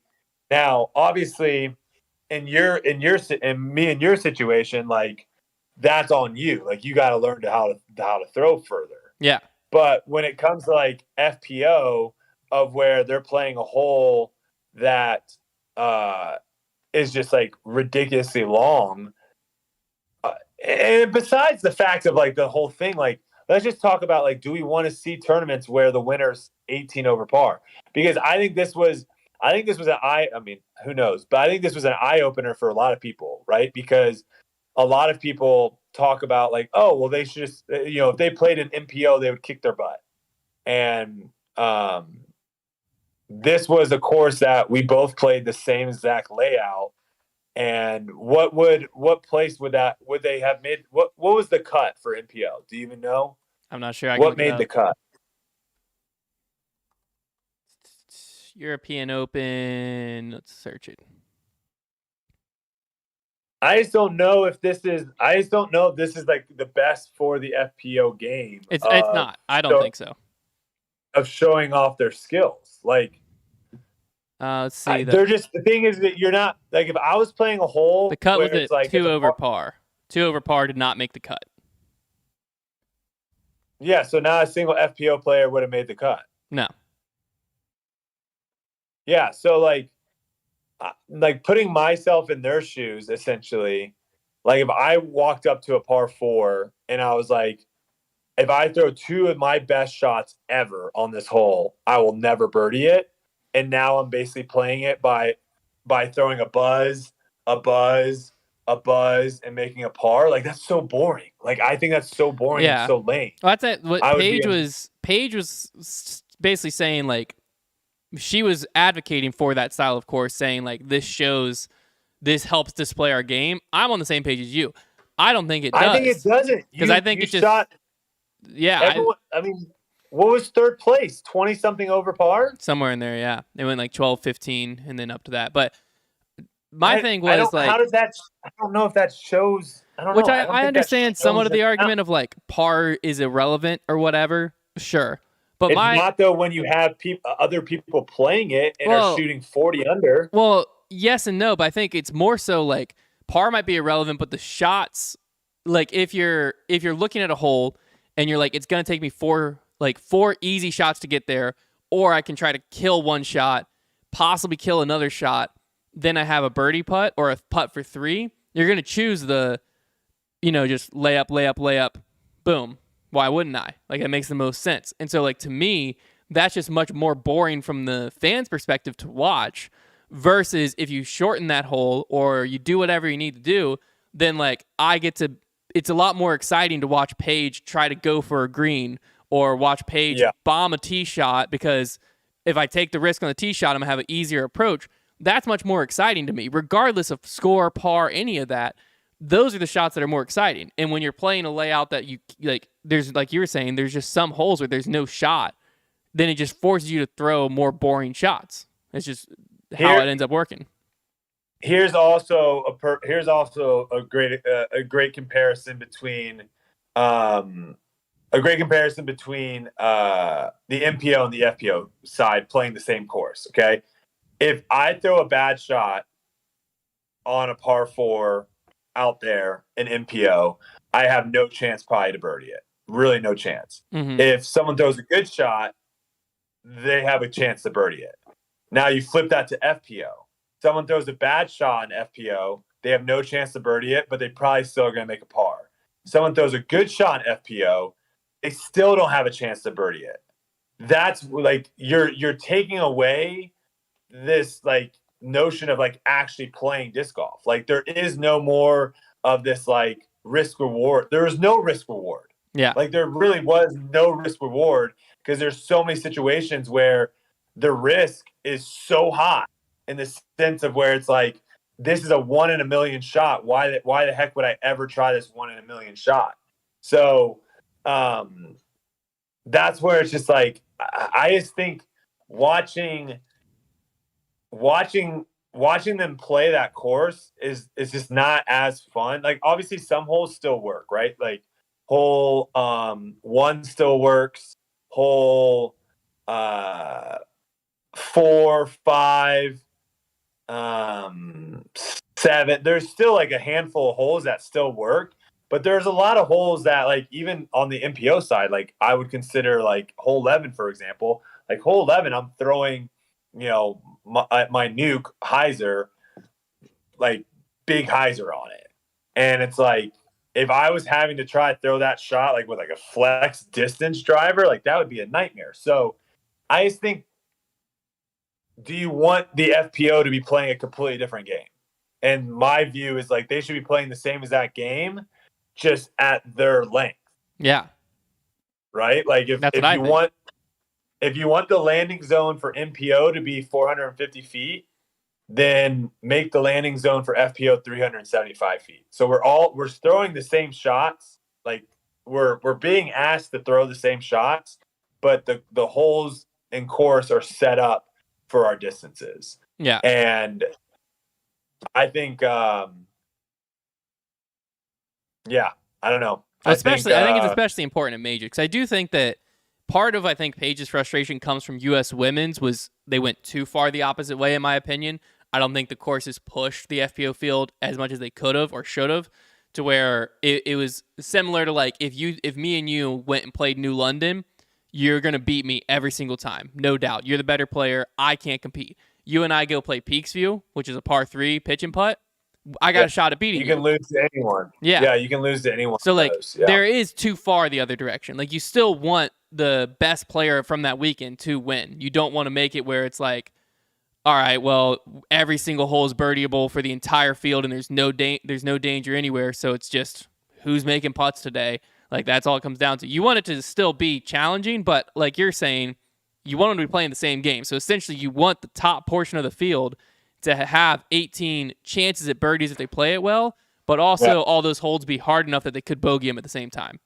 That's disc golf. Well, we also, and I think too, like obviously Paige, Haley,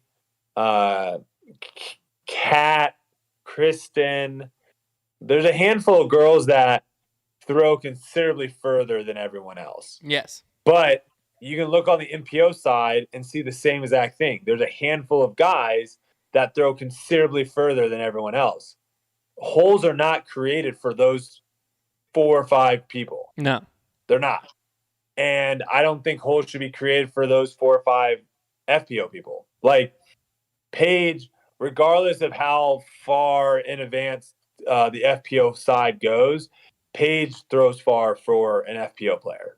Yes. And so, obviously we've talked about like the field depth and all that stuff on MPO. I don't think the MPO side isn't going that way. Well, kind of. DGlow, we'll talk about that in a second. But like, we're not playing on a hole that's requires a 500-foot shot for you to birdie. Yeah. And so I don't know. That's my view on it. I thought it was obviously Paige gutty win. It still was an entertaining win. It still came down to the wire.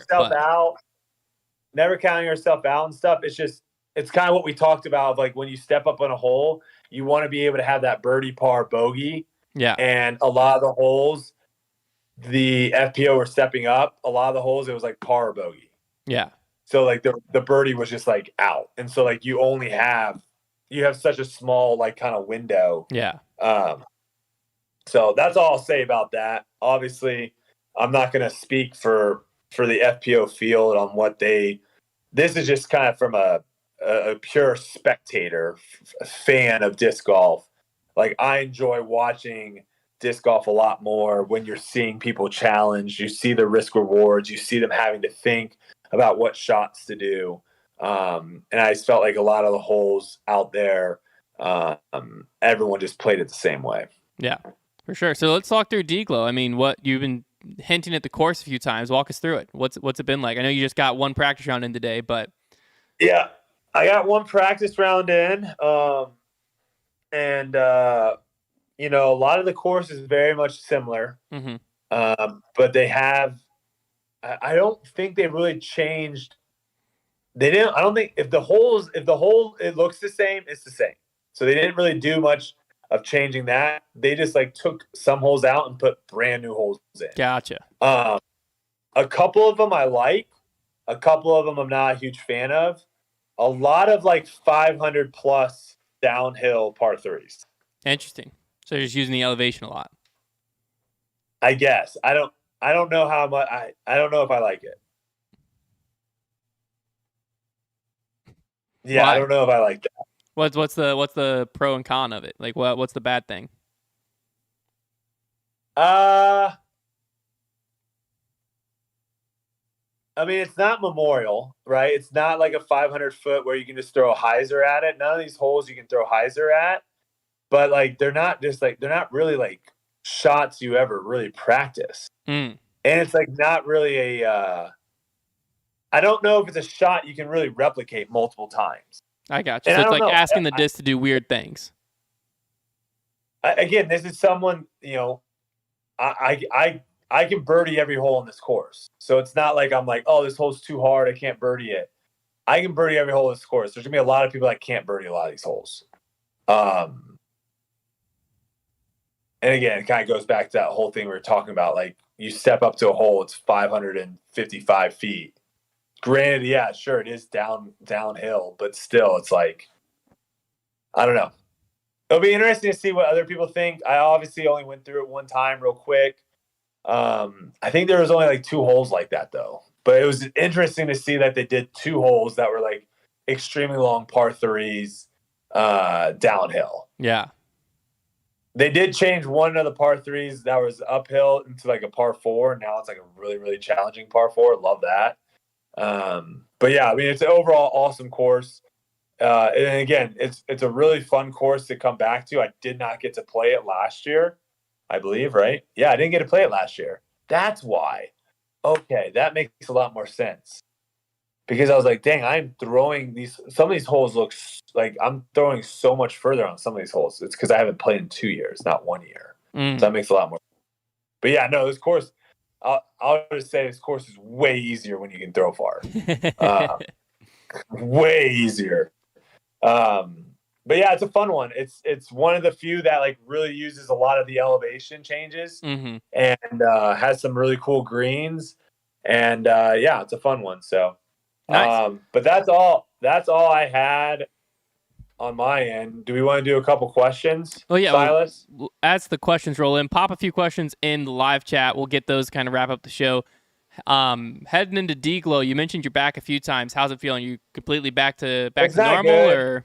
No, it's. I mean, I think the flight obviously jacked it up a little bit more, got a little bit tight as well. Yeah. Roll it out a little bit. It's getting a little. I mean, I threw forehands fine today, so that's always nice. But did you do anything to get it progressively better during the European Open? Because you said round 4 was a lot better than round 1. Was there like something you were doing, or is it just healing with time? I think a little bit of time, and obviously I was just rolling it. I was foam rolling it. I got like a pressure point ball that I was using, and then I just was up on some Advil and adrenaline, I think. There you go. I'll do it. Advil, adrenaline.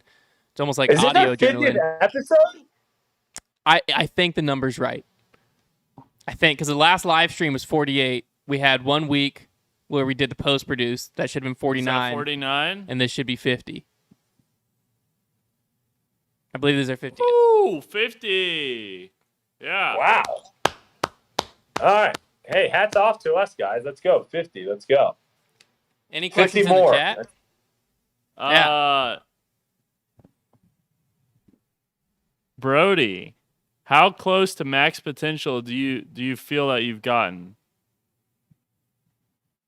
Oh, like how close am I into my ceiling? Yeah, I guess that's what they're saying there. It's a solid question. I feel like I'm maybe like a 75%, I would say. Do people ever know when they reach their ceiling?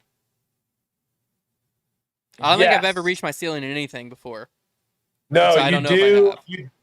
You do because you start going down. That's how you know. It's like you don't know you've reached your ceiling until it's too late, basically. I got you. And then you're like, man. I think I've reached my life ceiling in disc golf, but I don't think I reached my talent ceiling, if that makes sense. Like, I don't think I'll be. That doesn't make sense. That makes no sense. I don't think What is a life? Like, I don't think I'll ever be as good at disc golf as I was in college. But I don't think I was as good at disc golf as I possibly could have been, because I don't think I'll ever dedicate as much time as I did in college.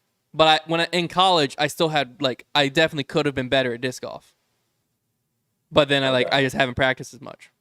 So that's what I'm saying is like, I think I But that's technically not- I technically reached my disc golf ceiling. Like I don't think I'll ever throw a disc better than I was in college, but I didn't reach You my. could though. I That's the could. thing, is You could. You're Yeah, young that's what I'm enough saying. I to think where there's two You different don't things. you don't know that. Well, I know I'm not going to put as much time as I did in college. Right. I know that. Right. So then that's what I I'm mean, saying. you could. I could. I'd have to quit my job, but I could. You know what? That Screw could be it. part of your that could be part of your job though. You could do like a 6 series of like, I don't know, something where you practice 3 or 4 hours every day, and we film it and get content from it and see what happens. If I'm ever motivated to do that. Well, see, that's the problem. Is the motivation. Well, I don't have any. I mean, my drive in college, but I thought I was like, maybe I'll try this touring thing out. And I also was playing for a major every year at college nationals. Now I don't have anything I'm playing for. What if we did? It'd be like, what if we maybe did I'll some- win that You seat got tier the again. Foundation Weekly, man. I'm but already, what if you did- like, well, I just got to beat Trevor. But what if you did something of like, all right, this year I'm going to try to qualify for USDGC, and so like you That's did like near a 6 month. impossible. No, Oh, like you do how? Monday What? qualifying, you're saying? Yeah, Monday qualifying. So like you do like a 6 month program of like, all right, I'm going to lay out all this stuff I'm going to do for 6 months to try to get as good as I possibly can. And we film it, we chronicle it. It's a full series. And then it ends with you trying to qualify. And we film it and see how you do. We could make a documentary out of it. I mean, that would be electric. The Hunter Thomas. And playing USDGC would be like a life dream of mine. Like if I got to hear that guy, I got to for the Dean's Cup, that dude announced my name, and it was like insane. It was the coolest moment ever. Hey, Robbie C said he'd join you for that. Heck yeah, Robbie. There we go. What Robbie would C you and Hunter, need- take it on. What do you think you would need to would you need coaching? Would you need to get someone to help you get there? Or do you think it's simple? Like, do you think you know what you need to do to get better? Like, what I how to think practice? I would need a little coaching on distance, but I think that the big thing that I would need is consistency, which I think I could just do the field work drills and stuff I've practiced before, because we played a course called Dunapace Dunes, and it was a very OB heavy course, and so I developed a lot of field work drills that worked very well for like getting my disc to land softly on certain angles and know exactly where it's going to be. I feel like that we have also played the USDGC course several times, so I feel like I know the course very well and stuff. What I'm missing on the USDGC course is distance, and forehand distance is probably bigger than distance. I feel like there's a lot of shots I'm like, if I could just throw a forehand 200 feet farther right here. But like, Okay, that's Do you That's a do you stretch. think you'll ever get to 1,000 rated? me? Yeah. No. My best shot was the COVID ratings. I got the 989.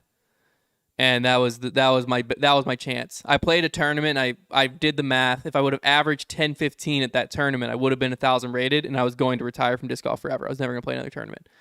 I averaged like 910 at that tournament, and I dropped to where I am now. I had too much pressure on myself. no. You could totally be 1,000 rated. Just don't play in anything for a year. But that's while you're essentially what the COVID ratings did. I just Don't reset play my anything for a ratings. year while you're doing this journey, and then do If like one. I guess I technically could, because if I did this whole thing, and then I just cherry picked my events courses I know I'm going to play very well. Just play Memorial. Boom, 1,000 rated. Yeah. Now I'd play local tournaments. There's a few courses around here that I'm like, I'm never going to shoot really bad at, and I have a chance to shoot really good at. So I just play those courses every time a tournament's there, just over and over and over. I could probably do it. Maybe that'd be a fun thing of like trying to cheat the rating system. That'd be a fun. I'd be all about helping that project. Like if I found a way, I just took a year off of disc golf, like no tournaments for a year, which I'm pretty close to already being there. Year off of disc golf tournaments, and then when I came back, I just cherry picked like 4 or 5 events that got me the 8 rounds within the year that I needed. And I'll also play in those events and purposely play bad. there we go. Now we're talking. Have Because I don't someone care throw. about rating. Have someone throw. Yeah, we'll get Silas in there, have him shoot like a 400 rated round. Yeah. I already do that. We just set up a sanctioned league that only us are at. Is that a thing? Yeah. I mean, surely that's a thing. Surely people are doing that. You can do a sanctioned Is league. that like a? That's I mean, like, I'm sure it's against the PDJ code of conduct, I but know, for but- science, if we just all made fake accounts in for the name of man. science, It's for science. I would be curious if like we really did that, where like I played really good, Brodie showed up, played really bad, and Silas also played really bad. We had like 10. everyone else threw but me. Yeah. But like they threw proportionally. So like Brodie threw kinda, Trevor threw kinda, Silas threw kinda, and then I just play out of my mind and beat Brodie. And you're like 1060? Yeah, I'm like 1060. I become the highest rated player in the world. Why That has to be hasn't possible. someone already tried that though? Because I mean, think of what I just said, all the work that would take. Yeah, but I mean, somebody's And also somebody's got to be paying these people off or something like that. I mean, that would be Like, that would require so much work. I'll give you $4,000 if I'm the Step one. highest rated player in the world. Well, I'm not paying someone off. here's the thing. I would get the rating system. I would just Yeah, abuse it. here's You the could thing. just pay a bunch of people off. Well, yeah. I mean, at the end of the here's the day, I thing. could probably pay Hunter- someone and get a rating. Hunter's life doesn't change at all if he becomes 1060 rated this way. He gets maybe some like more like publicity and stuff. But then I roll up to one event and I lose it all. Just play no Do more you events. think you could? Do you think you could? Do you think we could do this with someone like undercover? Because we couldn't do it obviously with you, but like we just handpick someone. We're like, hey, we're gonna get you 1060 rated, and then see if we can get him like a sponsorship, like a That'd be very big funny. sponsorship. Well, I remember Jackie Chen. There was what tournament was it? He showed up at some tournament, What happened to that guy? balled out of his mind. He beat, I think Paul was there. James Conrad was definitely there. Maybe Paul wasn't there. He beat several notable players. Was like 1040 something rated, but it was his only event. He just showed up, balled out, 1040 some rated. Everyone's hyping him up, right? End of a sponsored. He's just getting hyped out. And then he comes over here, plays Vegas, and just got destroyed. And it was like, oh, he just had a really hot weekend. But it was like his only rating. So he was like mid 1040 rated. Like he was one of the highest players in the world. But then he came over and played with all the highest players in the world, and it was like, oh, yeah. So just go to some country that doesn't have disc golf. No, because the Make your whole own reason was he events. beat James Conrad and like two other players that were there. You got to beat high rated players. Yeah. That's the key. Just No, yeah. I don't that's know. not the key. That is The a key key. is to have low. It's more important to have low rated people that blow up. Oh, than yeah. high rated. That's why the OB does so good at Memorial. Did you see the change in ratings from round 3 to round 4? No, I When didn't. there was I a didn't cut? see it. Yeah. So look that up real quick. It's probably easier for me to look it up. Wow. Silas is You don't monitoring the think Silas chat. can do Silas it? is monitoring the chat. I think he could do it. I Silas- haven't even said one of the questions from Dude, chat. are you kidding me? Yeah, I have. Silas hasn't given us one question from chat. Oh my word! Dropped 18 points round 3 to round 4. Oh, I wonder what happened. Wait, what happened? What was the difference there? It rained round 3, man. There was a cut? No, rain. It rained round 3, dude. Don't The rain question had the no system. effect. The rain. Oh, you just cut all the people that made the course look way harder than it was. Never question the system, man. Yeah, it dropped. It dropped very considerably round 4. Because even you go round 2, which there wasn't rain. Chandler Kramer shot a 53, 1071 rated. Eagle shoots a 53 round 4, 1058. 13 points. So Ask the Brodie- course is playing a stroke and a half easier, is what it was round 4. Well, yeah, clearly. Brodie, what's your favorite course on tour? Well, it's tough to say because I feel like it's going to be probably maybe one of the GMC courses that I haven't played yet. Okay, we'll just say right now. That you've played. I really Yeah. like playing. I really like Idlewild. I really like playing Idlewild a lot. And Des Moines probably is the other one. Do you think being tall helps you as a disc golfer? Absolutely does. No matter what he says. answer. Brody, Height? Yeah. I asked Brody. Okay, good. Well, a lot of Being times tall for- guys are like, "Oh no," but Brody said it does. So I would say it's not as important as in other sports, though. It helps, but it doesn't help as much as it does in That's other fair. sports. That's fair. I think wingspan's bigger than height in disc golf. Well, if the taller you are, the better wingspan. True, but ape index is a thing where like Oh, you can be ask this- short with long arms. Guys, ask Mark's question. I'll answer that. What? Look at Mark Myers. If anything He's from MPO gets screwed on ratings, why is Wait, the best? No, restart that sentence. Restart the sentence. If anything, the FPO gets screwed on ratings. Why is this the best MPO 1050 and the best FPO 950-ish? Literally look at the tournament we just played. Boom. Is the easiest way of explaining that. Oh, here we go from You can't- Robbie. How you can't- far you is can't considered argue. far on tour versus amateurs in their opinion? What does that mean? How So- far is so, like- considered- I'll answer Far. how far I think is far, and you answer how far you think is far. Like if you I'll just ask y'all both the same question. Yeah. If I say that dude throws far, how far do you think that person throws? 450. Oh, And then Brody, and we're talking about not like an open field trying to throw as far as Yeah. you can, like an actual shot. actual shot. Like Silas, what are you talking? You talking like golf shot, or you talking flex out 450? I'm just talking. Like he's I'm throwing just for talking distance. regular shot. It's a regular shot. So on the Yeah. course, someone steps to a 450-foot hole, parks. You're Yeah. like, wow, he throws far. Yes. Okay. So golf shot. How far is far? Probably like 475. So about Oh. the same. Very close. Not the same. Okay. I would say if you go, Very few people throw 500 feet. I would say if you went lower level amateur,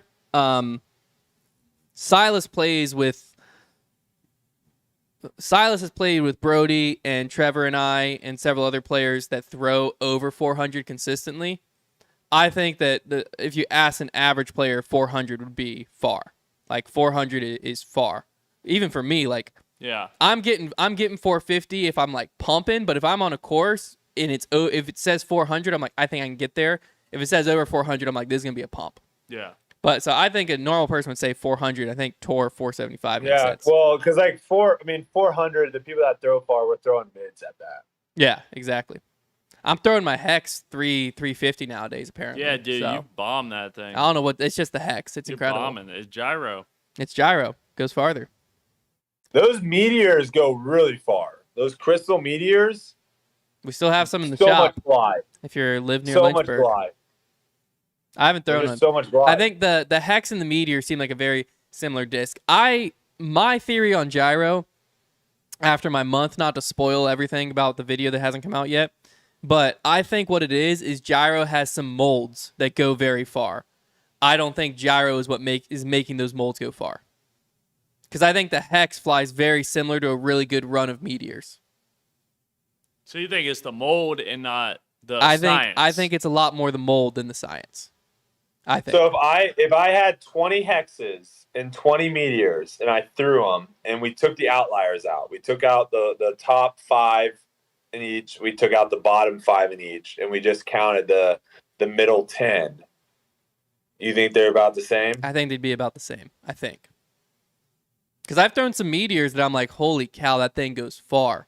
I think what it is just that perfect amount of flip in a mid where it doesn't flip all the way over and like cut out on you, but it has enough where you throw it on hyzer. Yeah, you throw it on hyzer and it wants to pop up and go.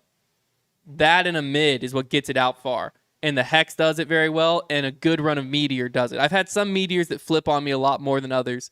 And I've only thrown like 3 Hexes, so there could be Hexes that do the same thing. But the Hexes I've thrown have all flipped up to flat and went. And I think that it's very similar to a good run of Meteor. So I think I'm not going to say completely that gyro doesn't go farther, because some of my farther throws have been with gyro discs, but I think a lot of it is the mold. I think they have a few very, very solid molds that make people think this craft's need the going robot. farther.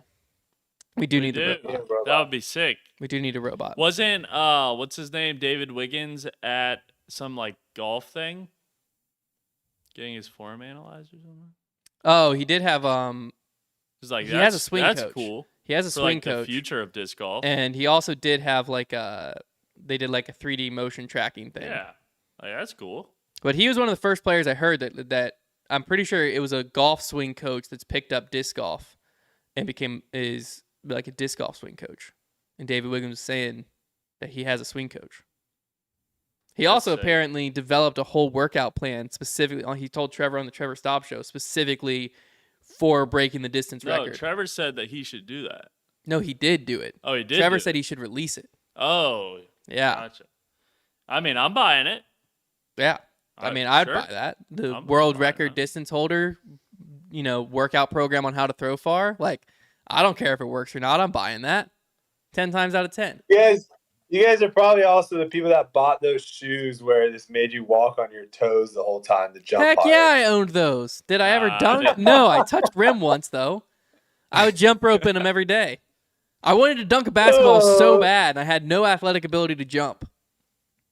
My What friend, does it feel like to never have dunked a basketball? bad, What is very that bad. feeling? I mean, I've dunked on like 9 foot. Was the best I could ever do. No, a But, like, legitimate dunk. dunk. How does it feel to never have Awful. I've never Awful. dunked. You could dunk, Silas, if you trained for. If I trained, yeah. If you probably. tried for like you have the height. I could get. I mean, I can get rim right now. I could. I think right now I could get like the top part of the net, like that last V on the net. I think that's where I'd be at. Like where the net comes down into a V there. I think that's where I'm at right now. That's I remember- pretty good. I tried. We were up by a lot. Dunking on someone might be like a top 10 feeling in the world. I'm sure it would be. I was always envious. I tried one point. In high school was obviously when I could jump the highest because I was trying hard to jump high. Just could never do You it. could jump the highest in high school? Well, once I got to college, I only played disc golf, so I just never jumped. Oh, When's the highest missed you could your jump? ceiling. College? You missed your ceiling, man. I'm sure I did. Yeah, like That was probably your when I was ceiling? like, probably when I was like 22. Yeah, because I never played basketball in college. I mean, I played a few pickup games and stuff, but like I wasn't. 23, 24, like Yeah. right, like So maybe if it I probably started would've training been, like, right now, honestly, like, I'm 25 right now. I just turned 25. I don't know, I'm in my man. athletic prime. This is Right. my time to freaking dunk. Yeah. That's a Foundation Nation series. Hunter gets to dunk. I got to shed about 20 well, pounds. I don't think it's gonna happen. 25? Hunter When is dunks on athletic Brodie. prime? When is the athletic prime? You just haven't done anything really athletic though, like that. I have never dunked. No, I know, but I'm saying like you switching to disc golf, like that hurts you because definitely like, you're hurt me. not really doing any of the explosive like vertical movements in disc golf. Peak in their mid 20s. Exactly where I'm at. There you go. I can do this. But you're I almost don't know, past. You're almost past it. Endurance sports peak in their 40s. Heck yeah. So I'm going to be running marathons in my 40s. When I I get feel there. like Is that your goal? 27, No. 28, you should be good. 27, 28, you should be good. Like Alright. to still be very athletic. So if I start training now, maybe I'll be. I would love to go to my be able to be like 35 and look at Luca in the eyes and be like, yeah, I dunked a basketball. Rocco said 28 to 32 is their prime. All right, so I got 3 years to enter my prime. It's actually kind of sad that you haven't dunked a basketball. Like any I'm 5'10". Who am I, Nate Robinson? You Okay, think I'm fair just enough, like fair enough. jumping up like No, I'm fair enough, 5'10". Fair enough. I I'm a was thinking you were 5'10" 6 foot. shooter. What am I supposed to do? I was thinking you were 6 foot. Fair enough. My job was I to gonna park on say- the perimeter and Hey, shoot. here's your inspiration. Rocco said he's 5'10" and he got He got to dunky a softball at age 26. That's your He inspiration. never got to a man. basketball though. That Hey. doesn't help me. Softball bat. Well, he same might have thing. small hands. Same thing. He might have small hands. I can palm a basketball, so I got that You going for can? me. Yeah, Really? yeah. That's surprising. The frick, dude. A lot of people can't palm basketball, Silas. I can palm. I it. know. I'm saying it's surprising you can. Oh no, he probably has like that weird like where he's like My thumb goes pinky down. finger can go right. Yeah, Look at that see, spread. he's got that. Look at that spread, baby. Yeah. Look at that He's spread. got the weird webbing thing. Yeah, man. What? Look how far down my thumb can go. My thumb can go down far too. That's what makes it where I can palm, right, without having Your big thumb? hands. Your My thumb placement? Yeah, my thumb and middle Well, yeah, finger being pressure. able to have your thumb and pinky like wider. Yeah. Is gonna be I don't very think easy. you Like, don't have to be able to palm a basketball. You don't to have dunk. to. It makes life You easier. can just No. kind of like just have it resting on your arm or your hand. Sorry. Yeah, but it makes life a lot easier. I'll allow a self alley-oop dunk as well, Hunter. Like I'll allow that because that's probably the only way. I gotta break out the jump rope, man. Yeah. It's your time. My time. Your time. My is now. dad was able to dunk a basketball, and he's got 2 inches on me. Oh, dude. Get So wrecked. it's in my blood. I can do it. I can't do it, man. All right, couple more questions and we out of here.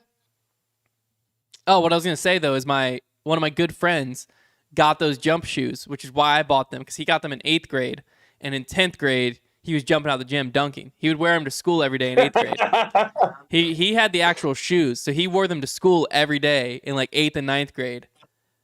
And just, Was he potentially just an athletic person that finally hit his growth spurt? he was very athletic. No, he never hit a growth spurt. It was Logan. Logan never hit a growth spurt. Oh, really? He's like 5'9". Yeah, he could dunk. Yeah, he's not that tall. Oh, he could jump out the gym. Yeah. He never liked basketball. wow. He just did it to flex. That was his whole goal. Is he wanted to be able to dunk just to flex on people. That's funny. Sure he flexed on you, man. He did. I got dunked on in PE Dude, class once. okay. What is my I think he's going to Siri. I got dunked on in PE class, and it was very embarrassing. I got dunked on in a few basketball games too, you got obviously. dunked on, dude? Multiple times I've been dunked on. That's embarrassing. Yeah. Gotta take the charge, man. I was a big charge guy. Yeah. I was a big I charge guy. respect that. I was my Yeah, freshman that's why you like to do. my freshman year, I was on varsity. I was just a practice guy on varsity, but I got to ride the bench. But the senior, his name was Matt. They like hazed me, I guess you could say. They set me up in the layup line. We were like just doing the typical layup line where you got under the basket for the rebound, and so I like jogged in for the rebound, and I like was like, where the heck? I think Ryan was supposed to go next. I like turn around, he's not there, and then he like passed the ball, and I turn around, and it's just Matt midair just dunking on me. And like that was my first experience varsity basketball. I was like, dang, I just got dunked on. Everyone and the coach laughed at me. It was brutal. But hey, Well, at least it wasn't in game. Oh, I got That'd been dunked on worse. bad in game. We played this public school about 2 hours away. What was their name? It was just outside Richmond, and we rolled up, and our best player, one of our best players, had just got expelled. Our second best player, just like he was fine all day, decided he had strep throat out of the blue. When whether or not he was sick is still to be determined. Sounds like you're making a lot of excuses already. Well, no. So, like, lot we of roll in, excuses. and next thing you know, we lost our point guard and our starting shooting guard. So, we're starting 2 bench players. And then we had to start. We didn't have our backup point guard wasn't great. So, it was just a whole slew. I was a shooting guard. Oh. I guess the other guy was You technically small wouldn't forward. know. But Silas, you wouldn't know that from the basketball video that we did. No, I wouldn't. You're right. all right. Anyways, so I had to guard their best player, and it did not go my way. And anyways, I was sprinting back on defense, and I find my man, and he's like bringing the ball up, but I'm like, it's like a 3-on-2 whatever break. So I'm in the paint, and he gets like to the white line and threw a pass, and the other teammate picked him up, so I react and drop into the paint, and he just lobs it up, and I just turn and just face full of crotch, dunked on so hard. It was like their gym was packed. The student section went crazy. I was like, I need to be subbed out of this game right now. That was brutal. It was an alley-oop just straight on my face. It sucked. It wasn't even like I didn't have time to like react at all. I just turned and I just getting absolutely hammered. It was I'm awful. trying to think what I would give up, what I would do to guarantee that my first son. Well, I guess it doesn't have to be my first son, but guarantee that I have a son that is like good at basketball. Like what I would give up or what I would do for that. I think I would do a lot. I might kill someone, Silas. Oh. Whoa. Because like just imagine going to like the high school games and just seeing your son just absolutely dominate. Did Like, you Yeah. did you play basketball? That's what I wanted. Liz is watching. I did and she until knows. I did until everyone got their growth spurts, and I didn't. I wanted I our was- son's name to be Cannon. Bad. Cannon? Think how sick that'd be in a Like the starting legacy lineup. Cannon? Not like the Cannon legacy Cannon. Thomas. Last name needed some work. You know, we'd have a nickname or something. But Cannon. Cannon T. That's such a baller name.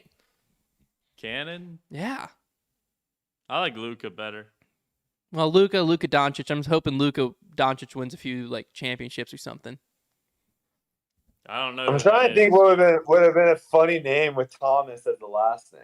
I also pushed hard for Cameron. I think it was Cameron. I think the middle name we liked was Blake, but mainly because Cameron Indoor Stadium. I wanted something tied to Duke. I wanted to be able to call my son JJ really bad, but my wife hated that. So anything I suggested that she knew I'd call him JJ. His middle name's James. He's Luka James, so I think I can still pull it off. There's a J in there. JT. No, he only has one. He has one J. So you call him JJ from the beginning. Who cares? That's true. Oh, maybe Tommy. You should have gone with Tommy. Tommy Thomas. That's pretty cool. Oh, Yeah. all right. JJ Redick. two more JJ Redick questions. only has one J. I had to look up his middle name because I thought he did. Yeah, Hey, he's just Jonathan Clay. Liz said it's not too late to change it. No, I like two more Luka James. questions and then we're Two more two more questions. questions and Here we're out we of go. here. I gotta get food. I haven't eaten yet. I'm a hungry boy.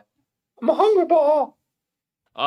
will caddies be required to carry a bag instead of walking around behind the ropes for no reason? Oh, I mean, yeah, please. as soon as the PDGA gets some common sense. Please, let's stop having people just walk with people. Like we should not have emotional support people walking with us. If you're gonna be a caddy, carry the bag. Yeah, Yeah. that's the Kelsey cat. was gonna caddy for me, and she tested it out one of the practice rounds. I said, "Can you do this?" And she's like, "Oh yeah." I was like, "All right, sweet." Nice. All right, one more here. Brodie, do you mind being paired with Ezra in tournaments? From Griffin. No, I don't care who I play with. Was the vibe of the card in a Terry Miller I type do question. know the story that the story that you told on Grip Lock though. I was on that card. What? I know exactly who you were talking about. Oh yeah, The 7-iron guy. yeah. Hey, now he's on premise, dude. Yeah, I was No, walking with I've Brodie's got- card on that thing. I've played surprisingly when you aren't on coverage, you kind of see people's true colors a little bit more. So I've played with all sorts of people. One of the people that I played with this past tournament got really upset at one point on something, and they didn't let it go the whole hole and was like constant. And it's like you just learn to kind of just like focus on what you need to focus on. So, yeah, I don't care who I play with. I've played with all sorts of different people at this point, and it doesn't really bother me. All right, Yeah, there you have it. That wraps up the show. I need to play better. That's all. I just need to play better because I've been playing pretty bad. I need to play better. That wraps up the show. Hopefully you enjoyed this week's debate night. And possibly the last week is called Debate Night. If you have any suggestions for other names, be sure to put them in the actual comments, not the live chat, the actual comments of this video, or tweet them at us at Debate Night Pod, or you can tweet Brodie or me and let us know what you think it should be. We'll brainstorm some ourselves as well. And you know what? That's gonna be wild. Next Tuesday, there might be some new graphics and all of that. We'll still keep the same numbering system because we'll still use the same Buzzsprout or the thing I that was gonna feeds you say, to Spotify. we're and not everything. gonna start at number one. Just No. a brand new podcast. No, I think I can update the name and everything, and it'll feed it to Spotify, Apple Podcasts, all of that. So we'll keep it 51 next week. But there you go. That's the podcast. Hopefully you enjoyed. We'll talk to you all next Tuesday. Check the mic and make sure it sound right, boys.